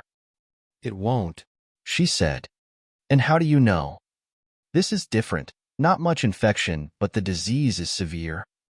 I don't think I know much about infections and disease, but those Thalmer are dissecting living people to get to know the disease. It is barbaric. Life. You were to eavesdrop on them. Did they find anything out after this many deaths? Yes. She nodded. Organ failure, necrosis, slow death. That's terrible. This was supposed to be Mirren's reply, but someone else said it. Mirren turned around with a pale face to see someone familiar, but in a strange appearance. It was John, but not exactly John. It was a ghost that looked exactly like John. What is going on? Mirren asked as he jumped on his feet. Guess what? The ghost of John acted as smug as his owner. You are dead and the world is finally at peace, but you will haunt me for life. Mirren guessed as he was told. Ta-da! The ghost of John didn't deny it. What? Mirren freaked out. He learned the astral projection spell. Miranda interrupted. Oh, you scared me. I thought I'll be haunted for real. The astral projection is an expert-level mysticism spell that allows the casters to project spectral holograms of themselves and do various things through it. The real John, who is miles away outside Rimmen, can use the astral projection to scout, communicate, and even cast some spells. What do you want? Meet me outside the city to the south at the border pass. There is something you need to see. John's projection said, then disappeared. The 2 siblings sighed as they knew deep inside that things are going to get noisy from this point on. A few hours passed until John and Isha met up with Mirren and Miranda. The 4 briefed themselves with the situation on all fronts and made a plan to look around. So, you said you found out something. Mirren spoke to John. Right. Here, take a look. John passed his spyglass to John. Their location was on a hidden area near the mountain range that separates Elsewhere from Cyrodiil south to Rimmen. They had a great view of the encampment of the Thalmer, blocking the road to the border pass. "What am I looking for exactly?" Mirren asked. "Do you see the refugees imprisoned in cages?" "Yes. Did you notice what they are? Diseased poor folk? Come on, you can do better." Mirren looked once again but didn't spot anything strange. Isha used her aura to look further while Miranda took the spyglass from Mirren.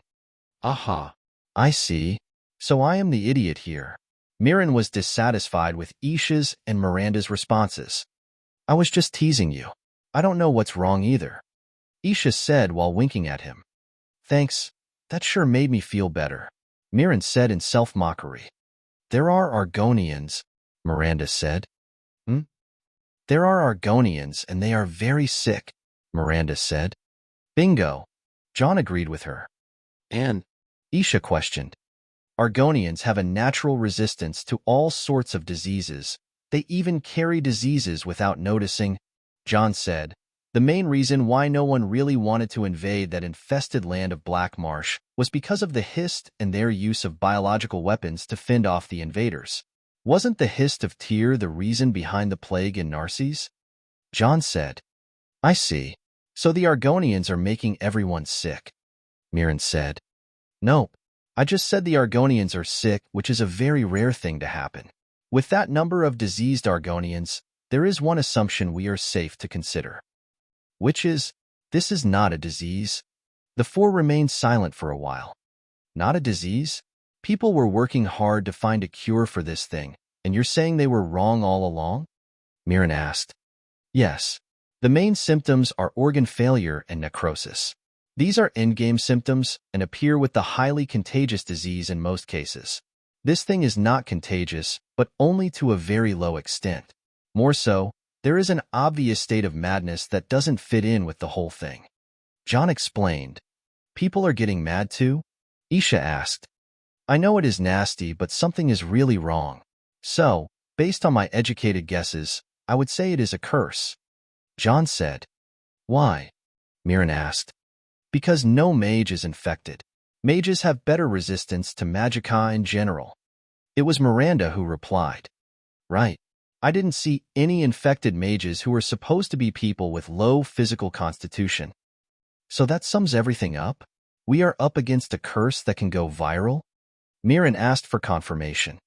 "Indeed, and a very weird one at that." The four returned to silence once again. The situation was now more outlined than before. "But a curse can't go viral." Miranda. "Indeed." Isha. "Then how is this happening?" Mirren. "Maybe it was cast with the condition to go viral." Isha. "That's way too advanced. Let alone the skills required to do so, curses need a medium. If I want a curse to go viral, I would cast on a rune spell to work as a trap and have a better result." John. "And what about the madness?" Miranda. "No idea." John. "Let's get our own test subject then." Miranda said. "We won't know much this way." To her suggestion, the others started thinking about it. "Okay," John agreed. "You are considering this?" Isha was not approving. "At least it is something to do." And so they had their Argonian test subject. The 6th of First Seed, March, year 200 of the 4th Era. I performed a magical examination on the subject, Jamin, 37, male, infected with a mild curse that developed through the innards and the outer limbs. Halting the curse was successful, but reversing it is impossible until the medium is broken. No traces of the magicka causing the curse were found, but the subject's mental health is degenerating due to unknown reasons as the brain is intact as far as I can tell. Record. Over. John finished his examination on a victim and turned around. "That was brutal." Isha. "Stone cold." Mirren. "Sexy." Miranda. "What?" Mirren. "I like the systematic way." Miranda. "That was a lie." She was imagining herself tied to a bed with John holding a scalpel over her and saying mad researcher words. But more importantly, John returned the subject back to consciousness. "Jamin, looks like you are fine. How do you feel?" Jamin opened his eyes to see himself in a cave surrounded by lights, made magic, and being looked at by 4 strong presences. Anyone in their right mind would be nervous, but Jamin was frenzied. He is close. Close by. Trollhead. Trollhead is coming. He will come and eat us. Trollhead eats us. He is eating us. Now he is eating me. I am being eaten. Jamin kept going in a frenzy, and John wasn't being able to calm him. As you can see, he is having fantasies about that trollhead thing. This madness is not natural. John said. Meaning? According to what I know, the madness that gives such a deep insight is not some mental failure. They were driven mad, but that is not a part of the curse. Whoever it is, he is my uncle's favorite errand boy. Oh, please, don't remind me, Isha said as she massaged her head. Trollhead, he is eating. I am eating. No, being eaten. I am scared. Mommy, help me. Help. Seeing an adult cry for help in such a desperate situation, even John felt sympathy for the Argonian. The curse and that madness are making each other worse.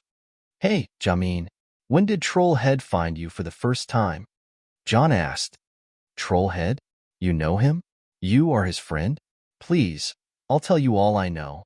After a few attempts of making heads and tails of what the Argonian was saying, John came to the conclusion that Trollhead is the person who cast the curse. The purpose is unknown, but the suffering is real here. There were also more details. According to Jamin, the Trollhead came out from an old ruin, and wherever he passed, the curse followed. So it was undead that appeared first in Black Marsh, Mirren concluded. Or a necromancer. Who knows? John added.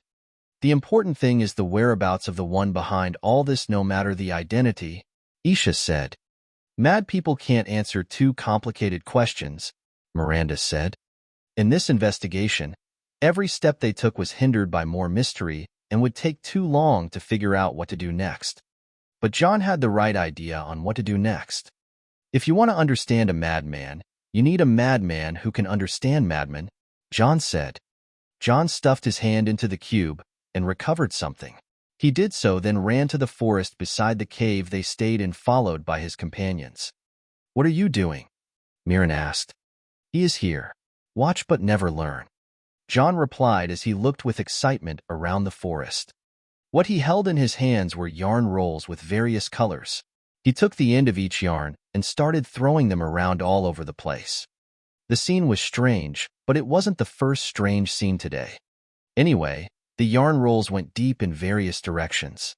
John sat in front of them and patiently waited.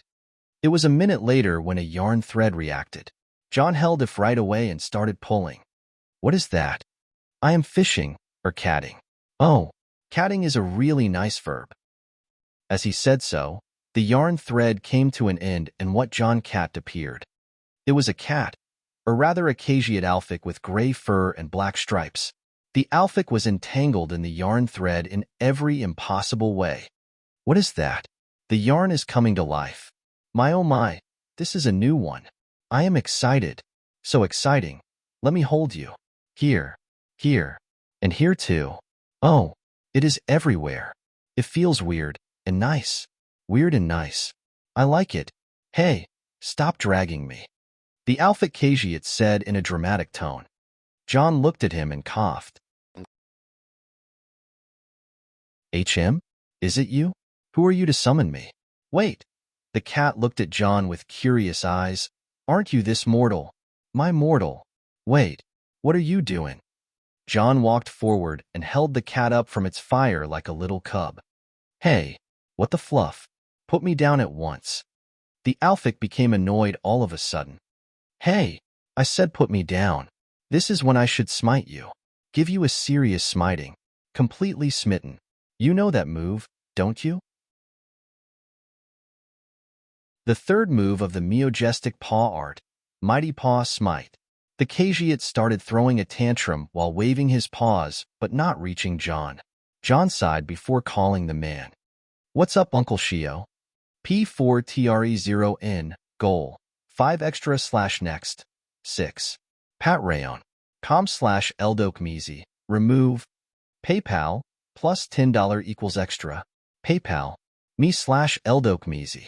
Extras by votes, 5000/8000, Discord, GG/GKCKVA7S.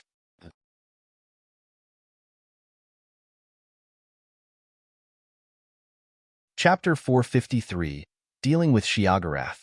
Some of you are cringing cuz Sheogorath appeared as Cat thinking I am taking things hardcore with Caticism again. Truth is, in Elsewhere, they have a god for madness and skooma called the Skooma Cat. Sheogorath, that's all in the lore. Check ESO Quest, The Lunacy of Two Moons, where he makes an appearance. What's up, Uncle Sheo? John said with an ever-so-patient expression. Nephew, put me down, this is rude. Here you go. John let go of the large alfic on a small rock. The other three looked at the striped gray alfic, waiting for John to explain. This was, after all, that very infamous uncle they heard about. What are you doing here, nephew? Cheese hunting? Wine surfing? Oh wait, don't tell me. You are mushroom hopping? No, no and no. You know me, uncle. I try to keep original in my work. Right now, I am trying to figure out how to kill a bunch of people in a unique way each. Oh, that's a nice idea. Can you make one die from excessive cheese eating?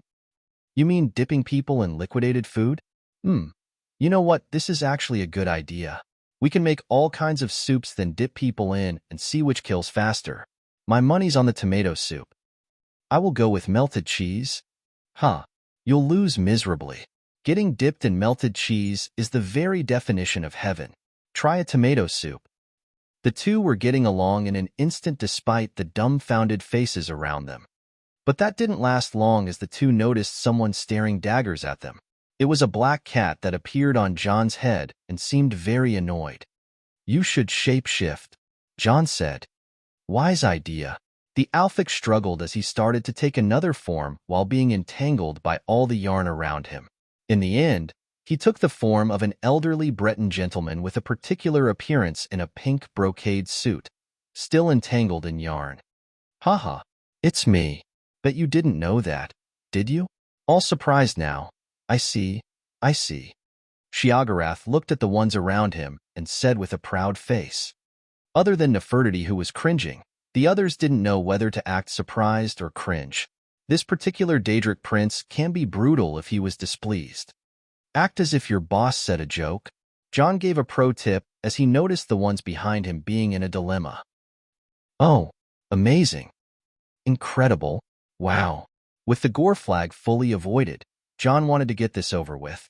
What are you doing around these parts, uncle? Whoa. Straight to the point, aren't we, nephew? Don't you want to play a game first with your old uncle? Something is telling me we are going to play whether I liked it or not. You understand me well, nephew, and with many lives at stake. You really understand me. Here's how it goes. I'll go catch some mortal playthings and throw them in the air. You must shoot them before they drop dead or you'll lose. Sheogorath said. Nope. You can throw people all the way to Daggerfall for all that you care about. It won't be fair. Haha. You want a Daedric prince to play fair. I want to play fair because if you don't play fair, I won't play at all. Good luck tossing mortals around on your own. I'll go toss mortals with my friends someplace else. Okay. How about this one? A music contest with mortal corpses. Says the man who discovered music by using some woman's vocal cords. Fighting contest. Says the man who won against the fiercest beast Herson made by a little chick. Sparrow. You know him? He became a large rock later on, but that's not in the story. Fine, what about a nightmare contest? Both you and I know that you wiped the floor with Vermina last time you two played that. Catapult racing. Too high. Tunnel spooning. Too low. Dragon riding. Too early. Dwemer hide and seek. Too late. Playing a prank on Molag. Already did that. Playing a prank on Dagon. Did that as well? You played a prank on Dagon? I blackmailed him with a scene from your memories when the avatar of Akatosh whipped his Daedric ass. Seriously? How did you get that? Wait, was it censored? Is there uncensored? A Daedric prince as tall as a tower walking in the streets of the imperial city mostly naked? Of course there isn't censored. His Daedric dong was all over the place. No way. Yes way. Damn. Must have missed that mod. So, what do you want to play? How about my favorite game of all time? It is called Truth and Dare. Wasn't it or not, and? No, that's the sissy version. John Dare's version is Truth and Dare. Fine. I feel like I love it already. How do we play? I ask you a question and I dare you lie to me? I feel like I don't love it after all. You already agreed. Fine. I go first. You sure? Humph. You'll ask me a question and you'll dare me? John asked again to confirm. Shiagarath had to think twice before that one. You've got me, nephew. Fair and square. Fine. You go first. John sighed after bypassing the mental burden of dodging the troublesome stuff Shiagarath wanted to throw at him. What is going on with that curse around, and why are you turning people mad? I always turn people mad. That's what I do. I am the mad god. And the curse that is killing people? Your madness is making things difficult for me here, uncle. Oh, you got it all wrong, nephew. I am not harming anyone here. You seriously expect me to believe that? John looked doubtful. You expect a Daedric prince to lie? Yes. Well, believe it or not, we are concerned about this event, Shiagarath said, ignoring John's doubts. We? Me, Azura, Bothia, the whole lot. Wait. This whole lot is our faction in these labors, right? Right? Why wasn't I invited then? Azura didn't call for you? I thought she did. That's why I didn't want to tell you much. No, she didn't. What is going on? You see, nephew, you are basically the last laborer on our side with still one more task to perform. I know. And the other faction still has one laborer too. Other than the ones you have already killed? Why is this the first time I hear of that? Because we weren't sure about the identity of the laborer you are up against, and we still don't know. You're serious now? Dead serious? Or is it Deidre serious? No, dead serious. As serious as a bunch of cheese rolls rolling down on a hill with me, tied up on its foot. That's as far as serious goes in my book. Great. So, what do you know of that laborer?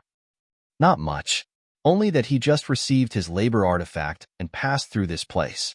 The reason for the curse you are after is mostly thanks to him, and the reason why I am driving people insane, other than me being the mad god, is to control them. Once these people die, they will turn into undead and cause damage we don't understand, so here I am saving the day and doing what you heroes should do. Please don't mind the competition, nephew. John and the rest sighed. To sum up the rambling of Shiagarath, he is making people insane to halt the curse. This curse is caused by a mysterious laborer on the other Daedric faction. Couldn't you just find that out from the start? Mirren said, holding his dizzy head. Believe me, when it comes to Uncle Shio, it is wise to take the extra mile and make him talk his heart out, else you will find yourself going on a literal fool's errand to hunt some butterflies in a basilisk's nest. John replied. You know me to a frightening degree, nephew. I am afraid you think highly of me, uncle. Is there any more information about that laborer? Sadly, nothing. He was very well done hidden from us by someone, but I personally think it won't be long till they reveal that laborer. You can as well start helping us, can't you? Azura was pleased with you during the last party. She drank a lot to the point where Bothia had to carry her back to her realm. Daedric princes, drunk? You don't believe me? I don't. Fine. I'll invite you to the next party, and you will see for yourself. I'll hold you to that word. John smiled at Shiagarath, and the latter returned the same foxy smile. But now, it is time I hold you to your word, nephew. My turn in your truth and dare, Shiagarath said. Hee, you are going to dare me after all, uncle? John was amused. Haha, come on. I am not going to lose my nephew for a mere question, Shiagarath said and smiled wider. One of your friends can take your place in this, right? That was not a rule. Neither was not accepting to be dared. You owe me answers now. To John's trick, Shiagarath forced his own rule into this. John wasn't pleased, but it seemed that Shiagarath was insisting. John, it's okay, Isha said as she played defensive. John didn't reply, and kept staring at Shiagarath. "What say you, nephew?" Shiagarath said with his lunatic smile growing wider. John tilted his head looking at Shiagarath, then he smiled calmly. "You are not interested in any of those friends behind me, don't you? You are after someone else," John said. Shiagarath became more amused. "As I said, you know me too damn well. And you are wondering why." John stepped forward, not fearing Shiagarath. "You just don't understand how I understand you well, so you want to know how I shield my mind from your effect. Am I right?" It now seemed to the others that Shiagarath and John were playing on a whole new arena. "You want to know, right?" John asked. "If there is no harm," Shiagarath replied. "What if there is harm? What if?" "I see. What do you know?" "Not much other than what the others know. It hurts to be family and know little about each other." "Fine, you will meet him," John said as he called Greed out of the cube. Shiagarath narrowed his eyes as he followed John's actions carefully. John then called, "Shadow, someone wants to meet you." Sometime later, John, Isha, Mirren, and Miranda took the road to the south towards the Thalmor camp. "Let's brief it fast. We are looking for a laborer who is very dangerous and can be anywhere. We can't trace him by one cursed patient, so we need a lot of specimens to try all the methods we know. Our best bet is sadly in a Thalmor camp," John said as he grumbled. The others followed him in silence while looking at each other. "John, do you want to talk about what just happened?" Mirren asked.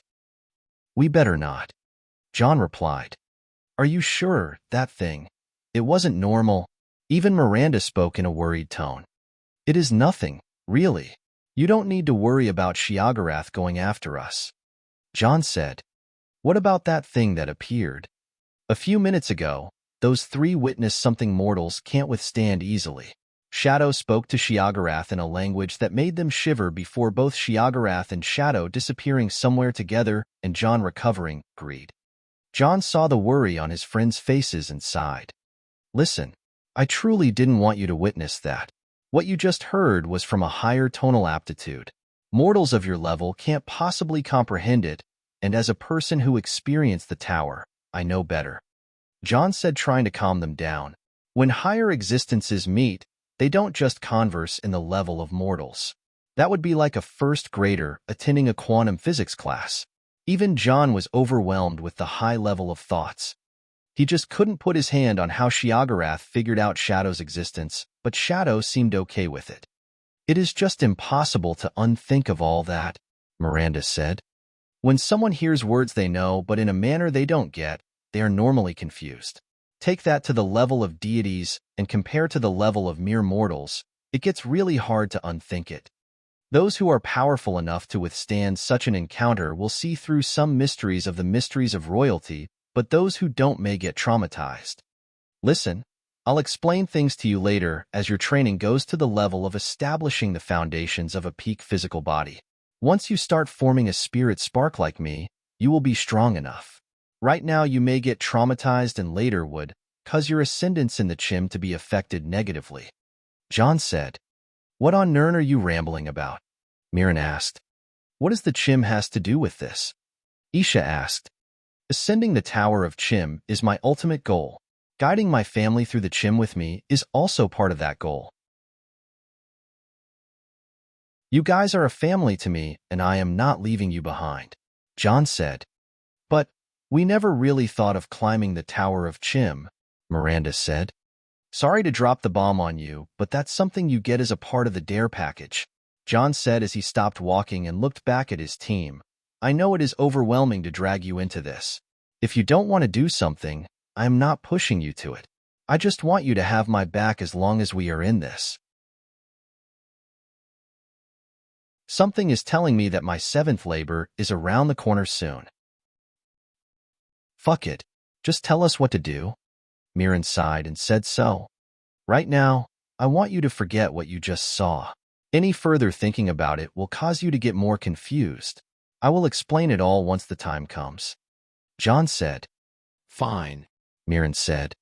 "I'm good," Isha said. Miranda nodded. "Fine. Now to the matter at hand. There is a Thalmor camp we are about to walk in. Any method to walk in there without killing every high elf we see? John asked. Offended, but yes. Mirren said, there is a moon bishop leading the first aid operation from our Star Haven temple. Her name is Zara, and she is an Omsrot. Oh, never seen one before.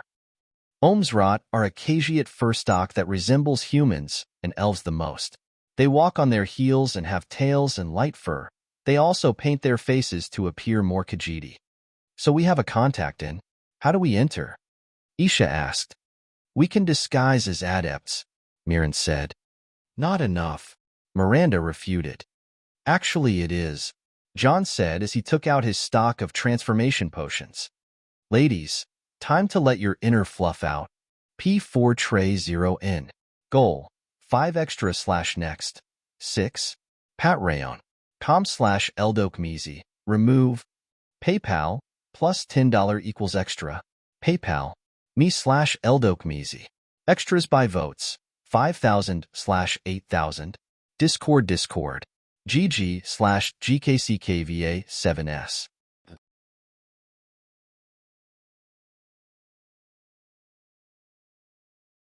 Chapter 454, Chasing the Curse. It has been a week since the appearance of the mysterious disease on the eastern border area with Cyrodiil from and things were looking bleak in the first response camp that was established by the Federal Thalmor Authority. Even if it was called the Thalmor Camp, it was actually the place where every authority has gathered its best first responders to contain the disease. The royal family of Anakina, the Moon Priesthood, and the Thalmor. The Thalmor's name may be associated with every evil there is outside the Aldmeri Dominion territory, but inside it, they are not that bad to their citizens. Surely the High Elves have a thing for looking down on other races, and they treat both the Khajiit and the Wood Elves terribly, but it is still a far cry compared to the other races. That's why the treatment of the High Elves, Wood Elves, and Khajiit in the first response camp was clearly much better than the treatment other races took. For example, those 3 races were housed in tents and under sheds while other races were thrown outside scattered across the camp under heavy surveillance. To make things worse, the orcs were put in cages to keep them from acting violently. This was all done by the order of the Thalmor Justiciar supervising the campsite, Lady Winlin. On the other hand, some of the Moon Priests were upset about the unfair treatment and the practices of Lady Winlin, as she dissected many living and dead for the sake of finding out the nature of the disease. For that reason and many others, an argument broke out between Moon Bishop Zara and Justiciar Winlin about how to contain the situation. It comes without a warning. We are not aware of the reasons behind the infection, as there is no notable anomaly in any inner organs. The lungs, the heart, the liver, they all work perfectly until the disease strikes, then everything starts to fail. On the outside, necrosis starts to happen after a number of days, especially without movement. What is more interesting is the ones who develop mental issues. They are resisting the disease more than the ones who are sane. I am not sure if psychology has anything to do with it, but this disease is clearly not normal. That is why we need more subjects for our studies. Justiciar Winland said. Absolutely not. Zara can be tolerant if your so-called subjects are the deceased ones, but the living need treatment, not research. Moon Bishop Zara replied. I am sorry, Moon Bishop, but I wasn't asking for your consent on this. The Thalmor have full authority to operate in this camp, and we expect your cooperation and assistance. This disease is a threat, and we will take the extra mile to find out what is the reason behind it, even if we had to get our hands dirty. How dare you, Justiciar? Is that a threat? Did anyone just say dare? A concerned red-furred Khajiit butted in the conversation, but was pulled away by his colleagues. Moon Bishop, this campsite is under my supervision and I run things around here. Hindering me is hindering a formal Thalmor investigation, because that's what it is. If you don't want to receive a Thalmor court notice and be removed from my campsite by force, then I suggest you do cooperate. The argument ended as Lady Winland stormed her way in the care facility Moon Bishop Zara was working on and arrested a few foreigners. Moon Bishop Zara and her helpers were pushed outside from the place as the Thalmor took over. Frustrated, Moon Bishop Zara kept walking back and forth while sending the adepts and the moon priests around her on various errands. It was then when she was approached by some adepts who seemed out of place. Those Thalmor are brutal. No wonder they are being hunted by the Nords in Skyrim. The Caveat from a while ago said. The Moon Bishop looked at the large Caveat, not knowing what to do or say. She just wanted to vent her anger on something, so she just kept going back and forth as she replied. They don't listen.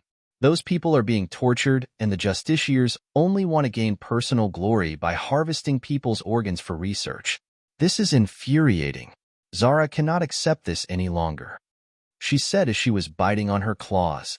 Despite being an Omsrot, Zara was the right mix between a Caveat and a human, having both the right amount of fur and cat-human features. She had green eyes, white body fur with dark fur over her face, hands, feet, and tail.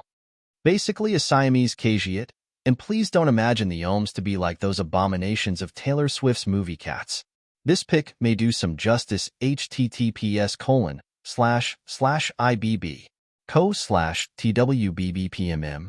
Should we blast those Thalmor away, Moon Bishop? The adept asked again. Heh. Zara laughed in self-mockery and looked at the adept. Thank you, adept, but let's not get ourselves into trouble. We are here to solve problems, not start ones. Zara said as she looked over to her helps only to find them too busy to task them with anything more. She sighed, then looked at the adepts she doesn't know about. Adepts, which temple are you from? She asked. Starhaven. Oh, Zara doesn't know you. Are you perhaps outer adepts? Indeed, but all outer adepts were to help out in Rimin. What brings you here?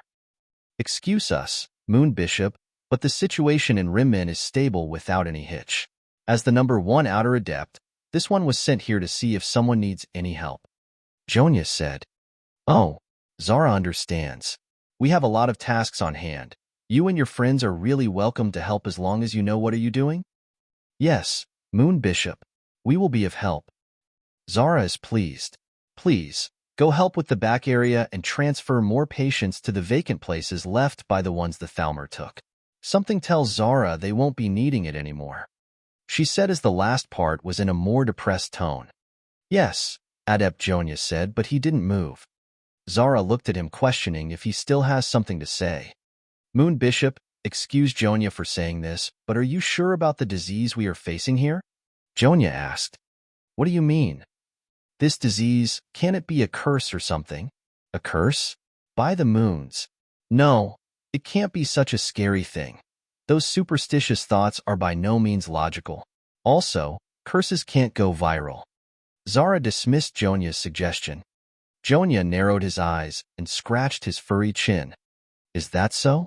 Jonia can swear that his blessed amulet reacted when he came near a very ill man.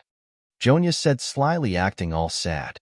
He looked with half an eye at Zara, who reacted with a surprised face to Jonia's claims. Blessed amulet? You have such a thing on you? Did it really react? Zara asked with a serious face. No, it is nothing. Jonia is sorry. I will go to my task. Wait here. Show me that blessed amulet and the reaction it made. Zara commanded. Moon Bishop, don't talk loudly, please. It may cause me trouble. Jonia said, acting all careful and afraid.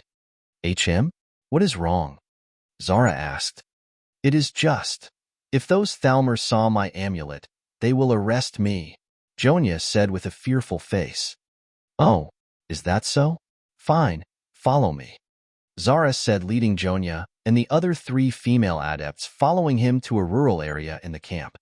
The area had some ill people who seemed to be in an advanced state of the curse and mostly unconscious. John could finally feel the power of the curse in such a hazardous area.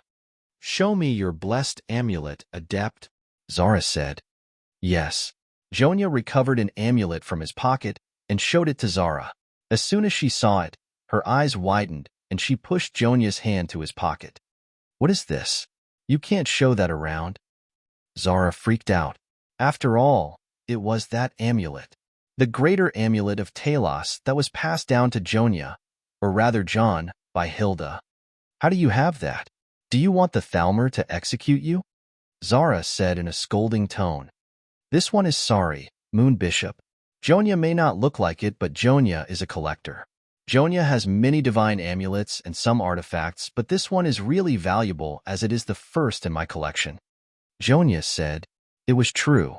The first valuable thing John ever possessed was this blessed amulet and the ring Nurina gave to him.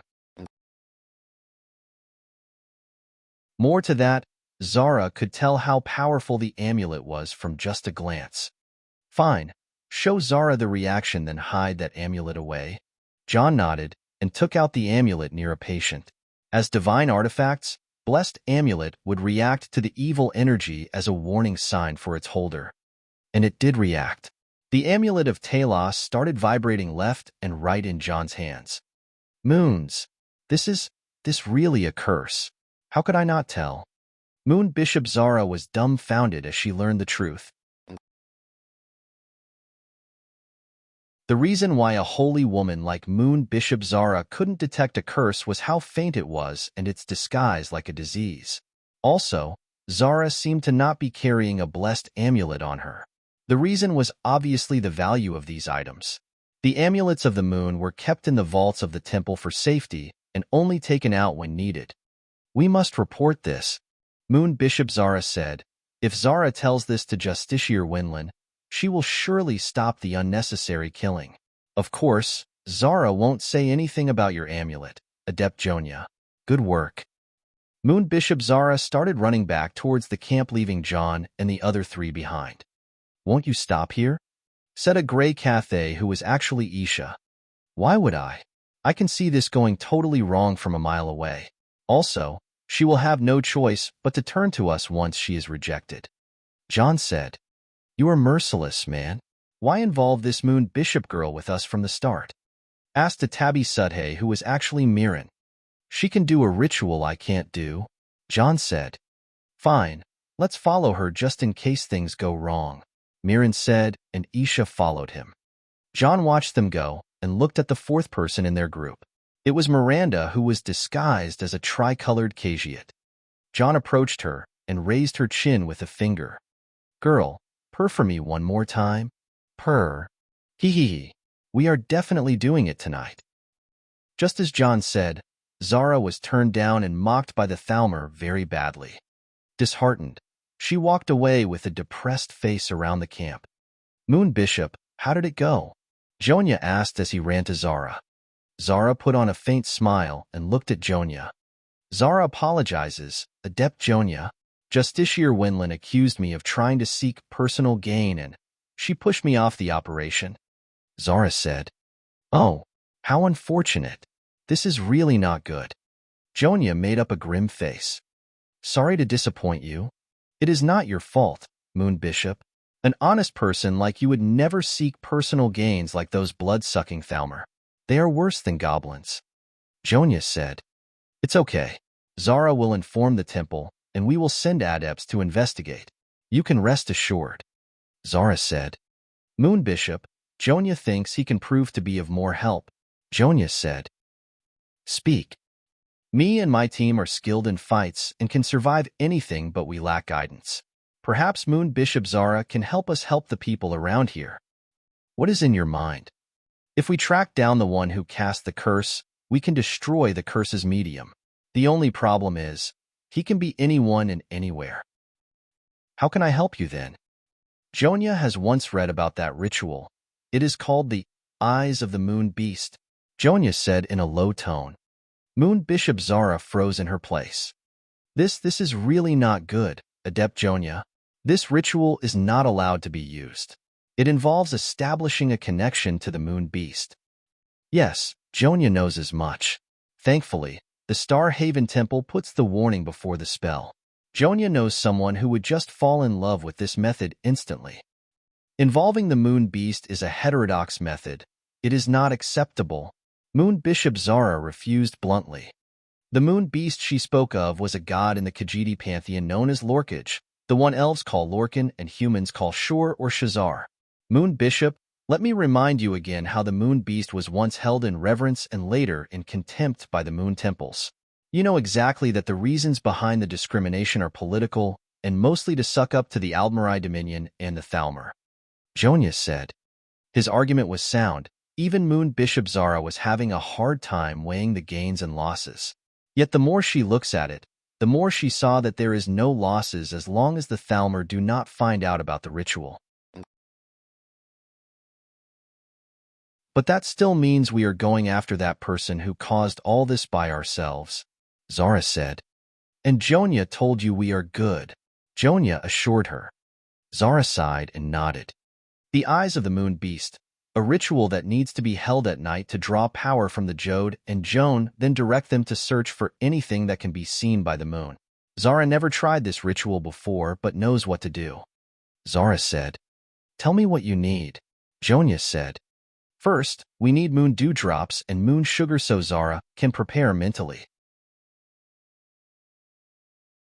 Zara has moon sugar, but the moon dew is a rare.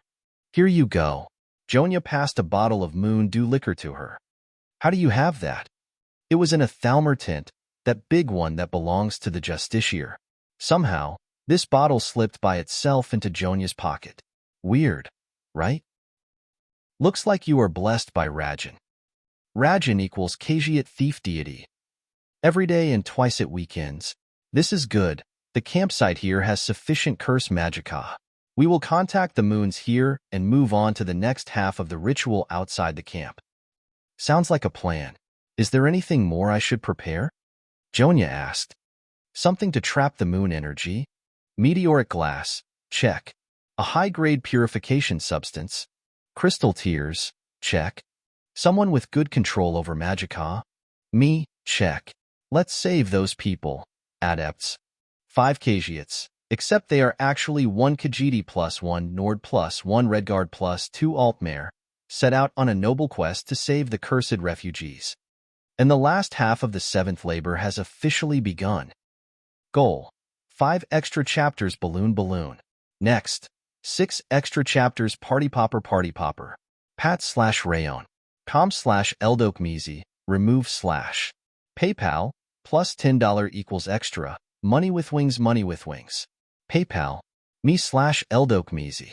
Extras by votes. 5,000/8,000 ballot box with check. Discord. GG/GKCKVA 7S left speech bubble. Twitter at Eldokmizi22 bird.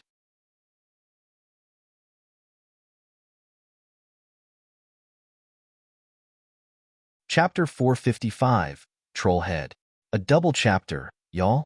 Daily plus 5k votes extra. Also, here is some ranting. I've spent most of the weekend dusting off my knowledge about video editing, which is from the era of Windows Movie Maker. That's before the Dawn era.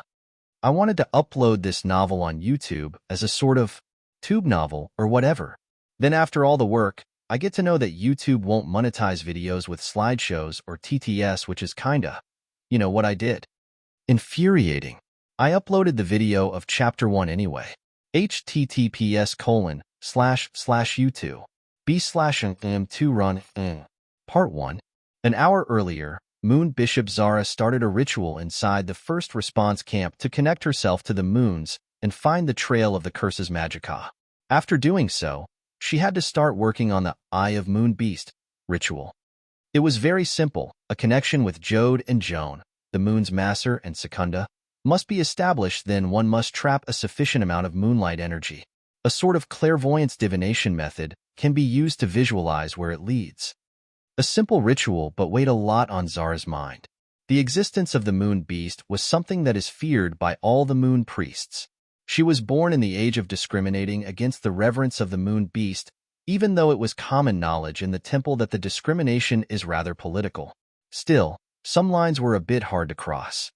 In the end, she stood in front of Jonia, showing him the spell she combined to trace the magicka of the curse.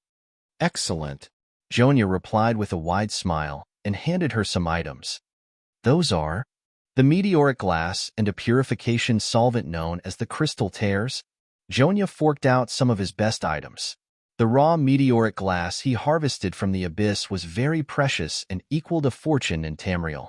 Also, the crystal tears was a solvent made of the Lorcan's tears, provided by Master Alchemist Nerelian and Kind's tears, harvested from Cold Harbor, which is one of the most dangerous realms in Oblivion. Putting a price on those items will be kinda astronomical. Zara looked between Jonya and the top-grade items he prepared, trying to keep as calm as she could. Did you rob the temple? The temple is that rich? Then was it the royal family? Nope, they had nothing that can attract Jonya's interest. Oh, I see. Seemingly logic was hard to work with Jonya. Zara decided to act now and ask questions later. She took 5 fist-sized pieces of the meteoric glass and arranged them around. Why 5? Jonya asked. There are 5 of us, so we need 5 eyes, Zara said. John put a few more in front of her. Just in case, he said. To him, there was still Nefertiti, Jax, and Wrath on his team.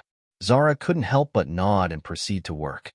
She was to purify the meteoric glass and reshape it into small flasks using alteration magic. A reshaping spell was one of the high-leveled spells in the alteration school, the second least school John was proficient in. As the meteoric glass was shaped into small flasks, Zara started filling them with the crystal tears and sealed them well. With that, she used telekinesis to lift the 10 or so flask up in the air and face the 2 moons in the night sky. Then she started singing. It was a chant of weird words that seemed incoherent at first, but after using the Eye of Magica, John started to see the motion of the moonlight energy flowing in the flasks Zara made. This singing was close to the druidic chants Alina uses to talk to animals and soothe wild horses. John smiled as he remembered his wife back home. Zara is done, Zara said as she took down the flasks and handed them to John. Oh, Jonya is impressed. These flasks look pretty. Just like he said, the Eye of the Moon Beast, flasks were like pearls of crystal with the size of a fist each. The crystal tears inside them seemed to be holding a large amount of moonlight energy as well. Observing closely, John judged that his method of trapping energy in crystals, like how he did to activate the Ansei pyramid, was much more efficient than using a chant. Still, messing with rituals is inadvisable. What to do next? Channel your magica through them and leave the rest to the moon beast. John did as he was told, and something he never expected happened. Wow! Just like a clairvoyance spell, a trail was formed in front of John. It was not a hint of images or some highlightings of magica, but rather a trail made of a colorful moonlight. It was as if he was stepping on the Bifrost. Those who saw the phenomenon were enthralled by its beauty and wonder. There is only one downside to this, Zara said. It doesn't work when the sun is up. John figured it out. Indeed, then let's not waste any time. We will travel on horseback non-stop. This trail leads to the one who cast the curse. I want all of you to be wary and careful. If sunlight caught us, we will travel towards the last direction we had, John said. He extended his hand forwards, and the ring cube brightened. In a second, a few horses appeared in front of them. Horses? Zara freaked out. John jumped on his horse Jurgen and faced the west. Let's move. Anakina Kingdom, the northern half of Elsewhere, had a very infamous rocky desert known as the Scar. It is home to various desert predators and stray undead, but today, these creatures were pushed a step down in the food chain. A single silhouette roamed the desert alone with a spear in hand and an orb in another. His head size was uneven with the rest of his body, but if one took a closer look, one can see that he was wearing a strange-looking bone helm. This man was walking through the desert in a straight line without food or water, not even interacting with anything, yet every living beast that felt the presence of that man ran as far as it could. Even the infamous man-eating desert plants didn't react towards him. His clothes were minimal robes, as if he wasn't bothered by the desert squall he is walking towards. His indifferent attitude seemed to be backed up by a great deal of power and combat experience. As every creature was wary of the man, men and elves were not that smart, and the same went for Khajiit and Argonians despite their bestial instincts.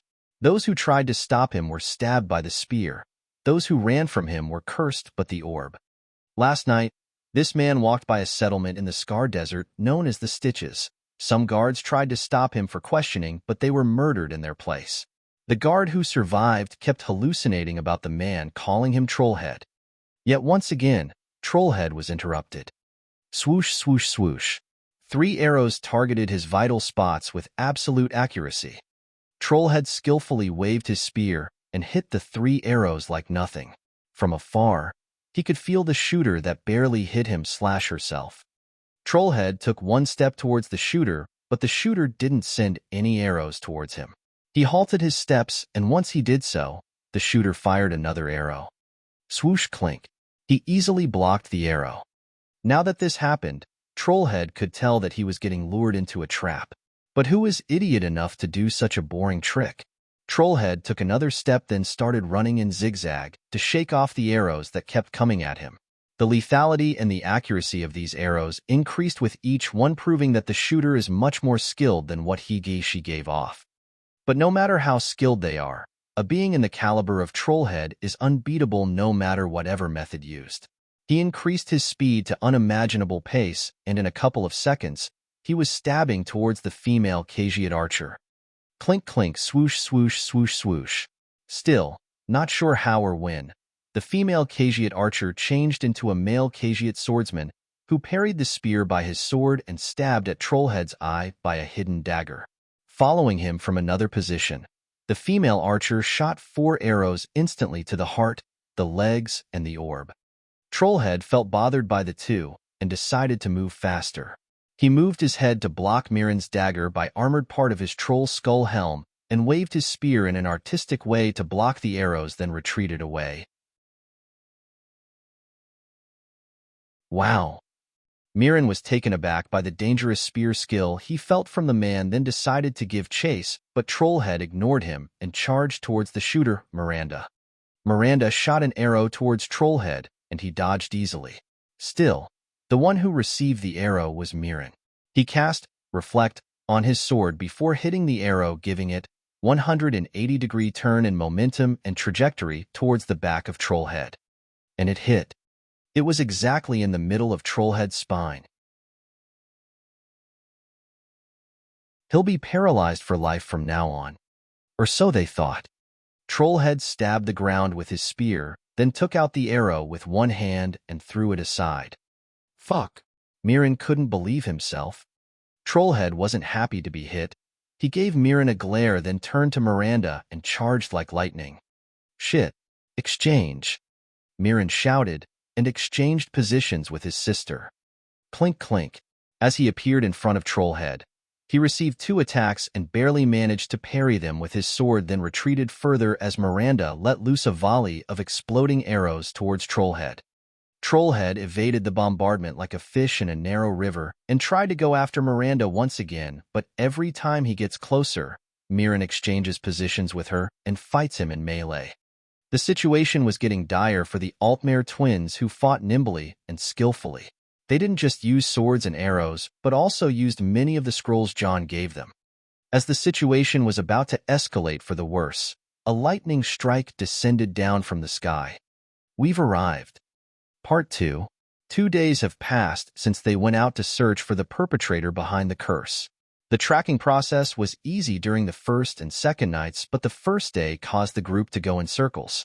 By the second day, the group decided to split in 4 teams. Mirren and Miranda, Isha and Zara, John and Jax, Nefertiti and Wrath. Safe to say, Zara didn't handle the existence of both Jax and Wrath that well. A minotaur is always seen as a savage beast, while an undead is only friendly around its master, which should always be a necromancer. The story of Wrath being a friendly, independent, and harmless undead didn't work on someone like Zara. Anyway, the 4 teams spread out to find the one behind the curse and break his magic medium at the very least. Mirren and Miranda found him first, and the 2 assassins had one hell of a fight against him. He was identified as Trollhead, which was fairly sufficient to describe him for his troll skull helm, and the other teams were informed. Due to the immense strength of Trollhead, the Altmare twins, disguised as 2 Khajiit, were in trouble as they confronted him in direct combat. Thankfully, they were not direct fighters, and their assassinating style made Trollhead fight hot on heels. We've arrived, and thankfully, reinforcements were here. The first team to arrive was John and Jax. Streams of lightning hurled at Trollhead from all possible directions, giving him multiple burns, But he wasn't bothered and turned to the direction where the magic came from. Not too far, a flame hawk Atronak descended in a frightening speed with a red-furred caveat on its back and a minotaur held in its talons. The caveat held a staff and had a number of Eye of the Moon Beast crystals around his belt. "You clearly like it there, Jax." "Yes, boss. I am flying." "Whatever." John let the flame hawk Atronak to Jax and jumped down beside Mirren and Miranda. Jax kept flying with the flame hawk Atronak and commanded it to go directly towards Skullhead. "Itche, I'll stomp on you." Drum. Once Jax landed, Trollhead slipped away as Jax's head caused a literal fire blast to occur.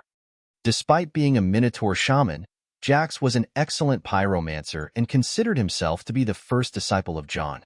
His Hell Stomp was on par with an expert-level flame magic. Trollhead landed away from John, and Jax, who seemed more annoying than Miranda and Mirren. Now in a 4-against-1, the odds shifted greatly. "Hey, whose Deidre do you labor for?" John asked. Trollhead didn't seem to be willing to answer. "All right then, keep your secrets, Sam." John raised his staff and cast a series of lighting spells towards Trollhead.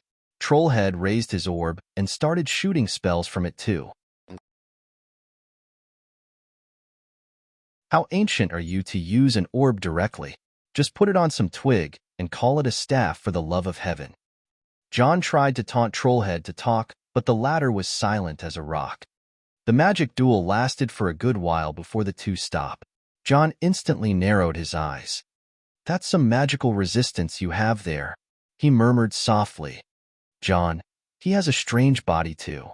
This arrow hit his spine, and he just plucked it like a splinter," Mirren said. "Magic resistance and an odd physique. That's a supervillain for you." John joked about it, but in his head, he got as serious as he can get and focused on his opponent, scanning every little detail. Thin robes, signs of being rugged, which may mean this guy has been traveling for a long while, or was in some secret training. A very interesting spear, clearly enchanted, but John can't tell what enchantment it is from a distance, yet it is very well made. The orb is interesting. This is surely the thing that should be destroyed for the curse to break. The thing is that no one uses orbs for casting spells these days without mounting them on staves. The man is clearly not equipped enough. Speaking of equipped, this man is traveling very light, or even too light. He only has the clothes on him, the spear and the orb, and that troll skull helm. The skull helm, clearly made of bone but unimaginably powerful.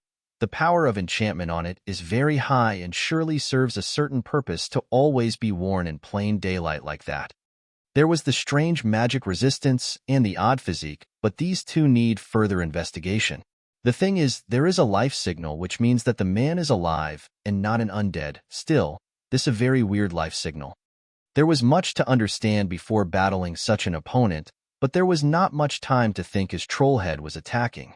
Jax took the sky with the flame hawk Atronak carrying. Mirren and Miranda completely erased their presences and prepared for a lethal sneak attack while John prepared for a fight. Trollhead reduced the distance between him and John, then stabbed with his spear.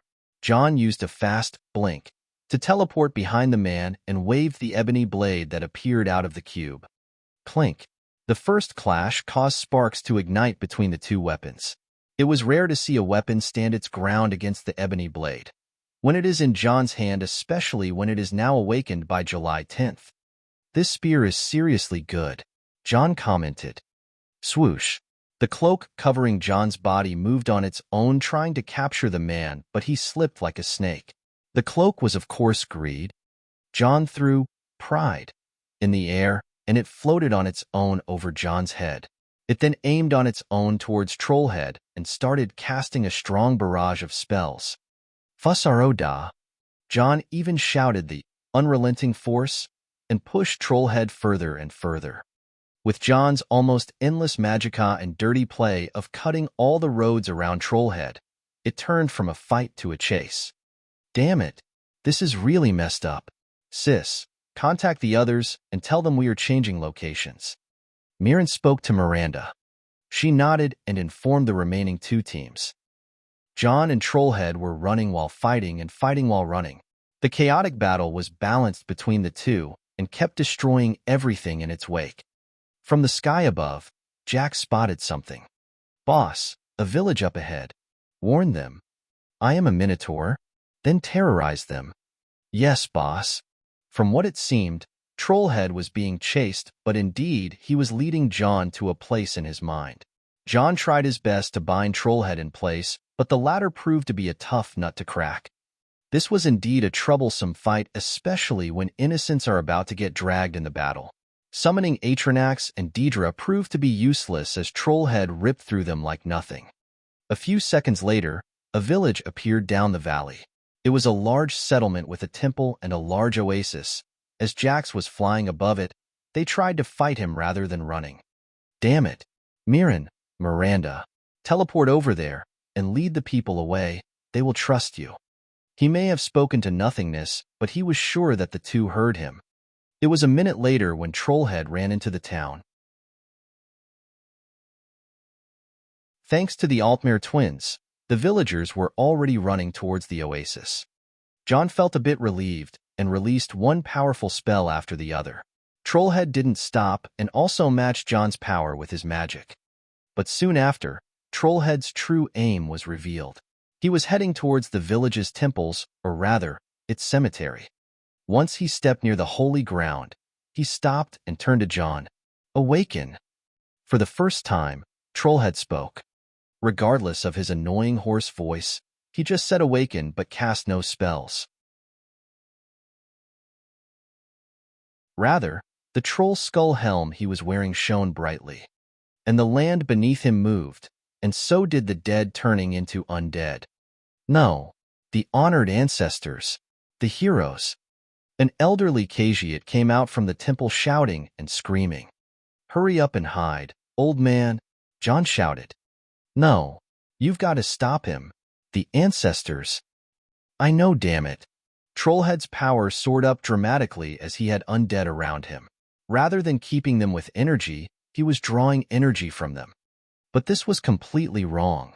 He was alive, but only liches can do such a thing. Only the undead can survive on another undead, but this was also a very rare thing to see. The most common example was the Draugrs and the Dragon Priests in Skyrim. Those ancient priests used their follower Draugrs entombed with them to supply energy, but this Trollhead was... John became utterly confused. It was the same thing as a dragon priest, but the skill is mostly that of a lich. Wait, the troll skull. It can't be. John instantly realized something, but the situation changed all of a sudden. "Human, we are here. Master." Nefertiti and Wrath appeared in an instant. Seeing a large cinch-like cat and a bone colossus appearing, both the elderly Khajiit and Trollhead were taken aback for a second. "Nefertiti, take the man away. Wrath, do your thing." Nefertiti turned into a blur and took the old Khajiit away, while Jax landed behind Trollhead and the Altmere twin emerged from both sides. Wrath took a step forward and... Howl. Star. Wrath screamed. Howl of death, unleashing its effect at the dead around Trollhead. Trollhead had a strange feeling as his control over the undead was interrupted right away. The dead that he raised just now were under Wrath's control. They moved to the places they were risen from and collapsed into dust. "So, not only are you a laborer but a member of the worm cult. This troll skull helm, I know what it is. If my guess is correct, the last time it appeared was in Cyrodiil 200 years ago, but it was later sealed by the Mages Guild somewhere to the south. I assume it was in Black Marsh, and you were sent to recover it as a part of your labors." John spoke. Trollhead didn't reply. "I guess I am correct then. Of all things, the bloodworm helm." To those words, Trollhead was no longer calm. His spear was thrust towards John, and his orb lit up with magic, trying to overtake Wrath. "Idiot. Wrath is a part of me." John deflected Trollhead's attack and kicked him away. The two engaged in another fast-paced combat, but this time, things were going by John's terms. Jax harassed Trollhead from above. Miranda took every opportunity to launch an arrow towards his eyes. Mirren would attack from any random place, then return to hiding. Wrath aimed his hand forwards and fired bone segments from his fingers with the power to knock down stone walls. Trollhead retreated towards the oasis while trying to minimize his injuries as much as he could. Nefertiti rushed towards the villagers who were fleeing the town and carried anyone left behind. We've arrived. Finally, Zara and Isha came racing on their horses. Zara jumped off her horse and put both her palms on the ground. The sand under Trollhead moved and his feet were trapped. Then more sand came up and wrapped the man. This alteration, damn. John with strange eyes at Zara, who just showed up and ended the situation. The situation was wrapped up just like that. Well, if a beautiful girl came at the end when everyone is tired and took the credit, it is still more acceptable than a dude. Thanks for the assist, John said. You welcome, but hurry, break the curse. Zara was more concerned about the curse than glory. Isha walked towards Trollhead with her spear up. The man was entombed standing, but his spear and orb were still visible. Once the orb is broken, wah? Yet all of a sudden, Isha froze. Everyone looked towards her. Mirren and John sped up to her, but they were the first to hear what followed. Impossible. How do you have that? She said with eyes fixed on the spear in the hand of Trollhead. Answer me, she then shouted. Wait, Isha, he is not the talkative type. John said so, but soon he was baffled. Sis, Trollhead said. As if everything stopped functioning, John and Mirren paused with their heads rebooting all of a sudden. Zane? Isha couldn't believe what she just heard. The voice may be hoarse, but the accent and the tone belonged to that man, to Zane. I see. You do not have the spear, he said. Hearing those words, Isha and the rest were baffled, but the only one whose head was functioning at high speed was John. He noticed a small tension in Zane's thumb in the hand holding the spear. Shit. John moved in an instant, pulling Isha from the nape of her clothes while waving the ebony blade, by the other hand towards the orb. It all happened in a second. Zane stabbed towards Isha's heart. She was pulled back. John counter-attacked towards the orb, and two clashes sounded. Crack clink. One is the ebony blade, breaking the orb, and the other is the spear grazing John through a gap under the ebony mail. The spear was pulled back with a millimeter worth of blood on its tip, and the blade broke the orb to the half. The sand binding around Zane was broken, and Isha was thrown to Mirren. Wait, stop it. John shouted to Zane, who was retreating as fast as he could. The orb in Zane's hand was growing so fast. It probably was in the middle of casting some spell while the magicka was interrupted, causing a deviation to happen. If more magicka was supplied, a magicka explosion will happen and it won't look good. Still, Zane seemed to be aware. His target was self-destruction. No, he was throwing the orb towards John. Son of a... John warped the orb by his magicka and jumped in the middle of the oasis. The orb heat rose up and the glow intensified. John opened his eyes underwater and tried to contain it, but to no avail. The blast was imminent. But what happened next was something more absurd. Magicka tends to attract other magicka, and nearest items of dense magicka around John were the Eye of the Moon Beast, crystal flasks in the belt around his waist, and there was a bunch of them. The rose up near John started absorbing magicka from both John's soul and the orb. His astral energy was impacted by the sudden drain, and he was not understanding which turn it would take. This was a magicka anomaly, something chaotic and uncharted. Suddenly, and without introductions, it went out of control. Fuck. Underwater. Kaboom. Goal. 5 extra chapters balloon. Next. 6 extra chapters party popper. Pat/Rayon. Com/Eldokmizi. Remove/. PayPal. Plus $10 equals extra. Money with wings. PayPal. Me/Eldokmizi. Extras by votes. 5,000/8,000 ballot box with check. Discord. GG/GKCKVA 7S left speech bubble. Twitter at Eldokmizi22 bird.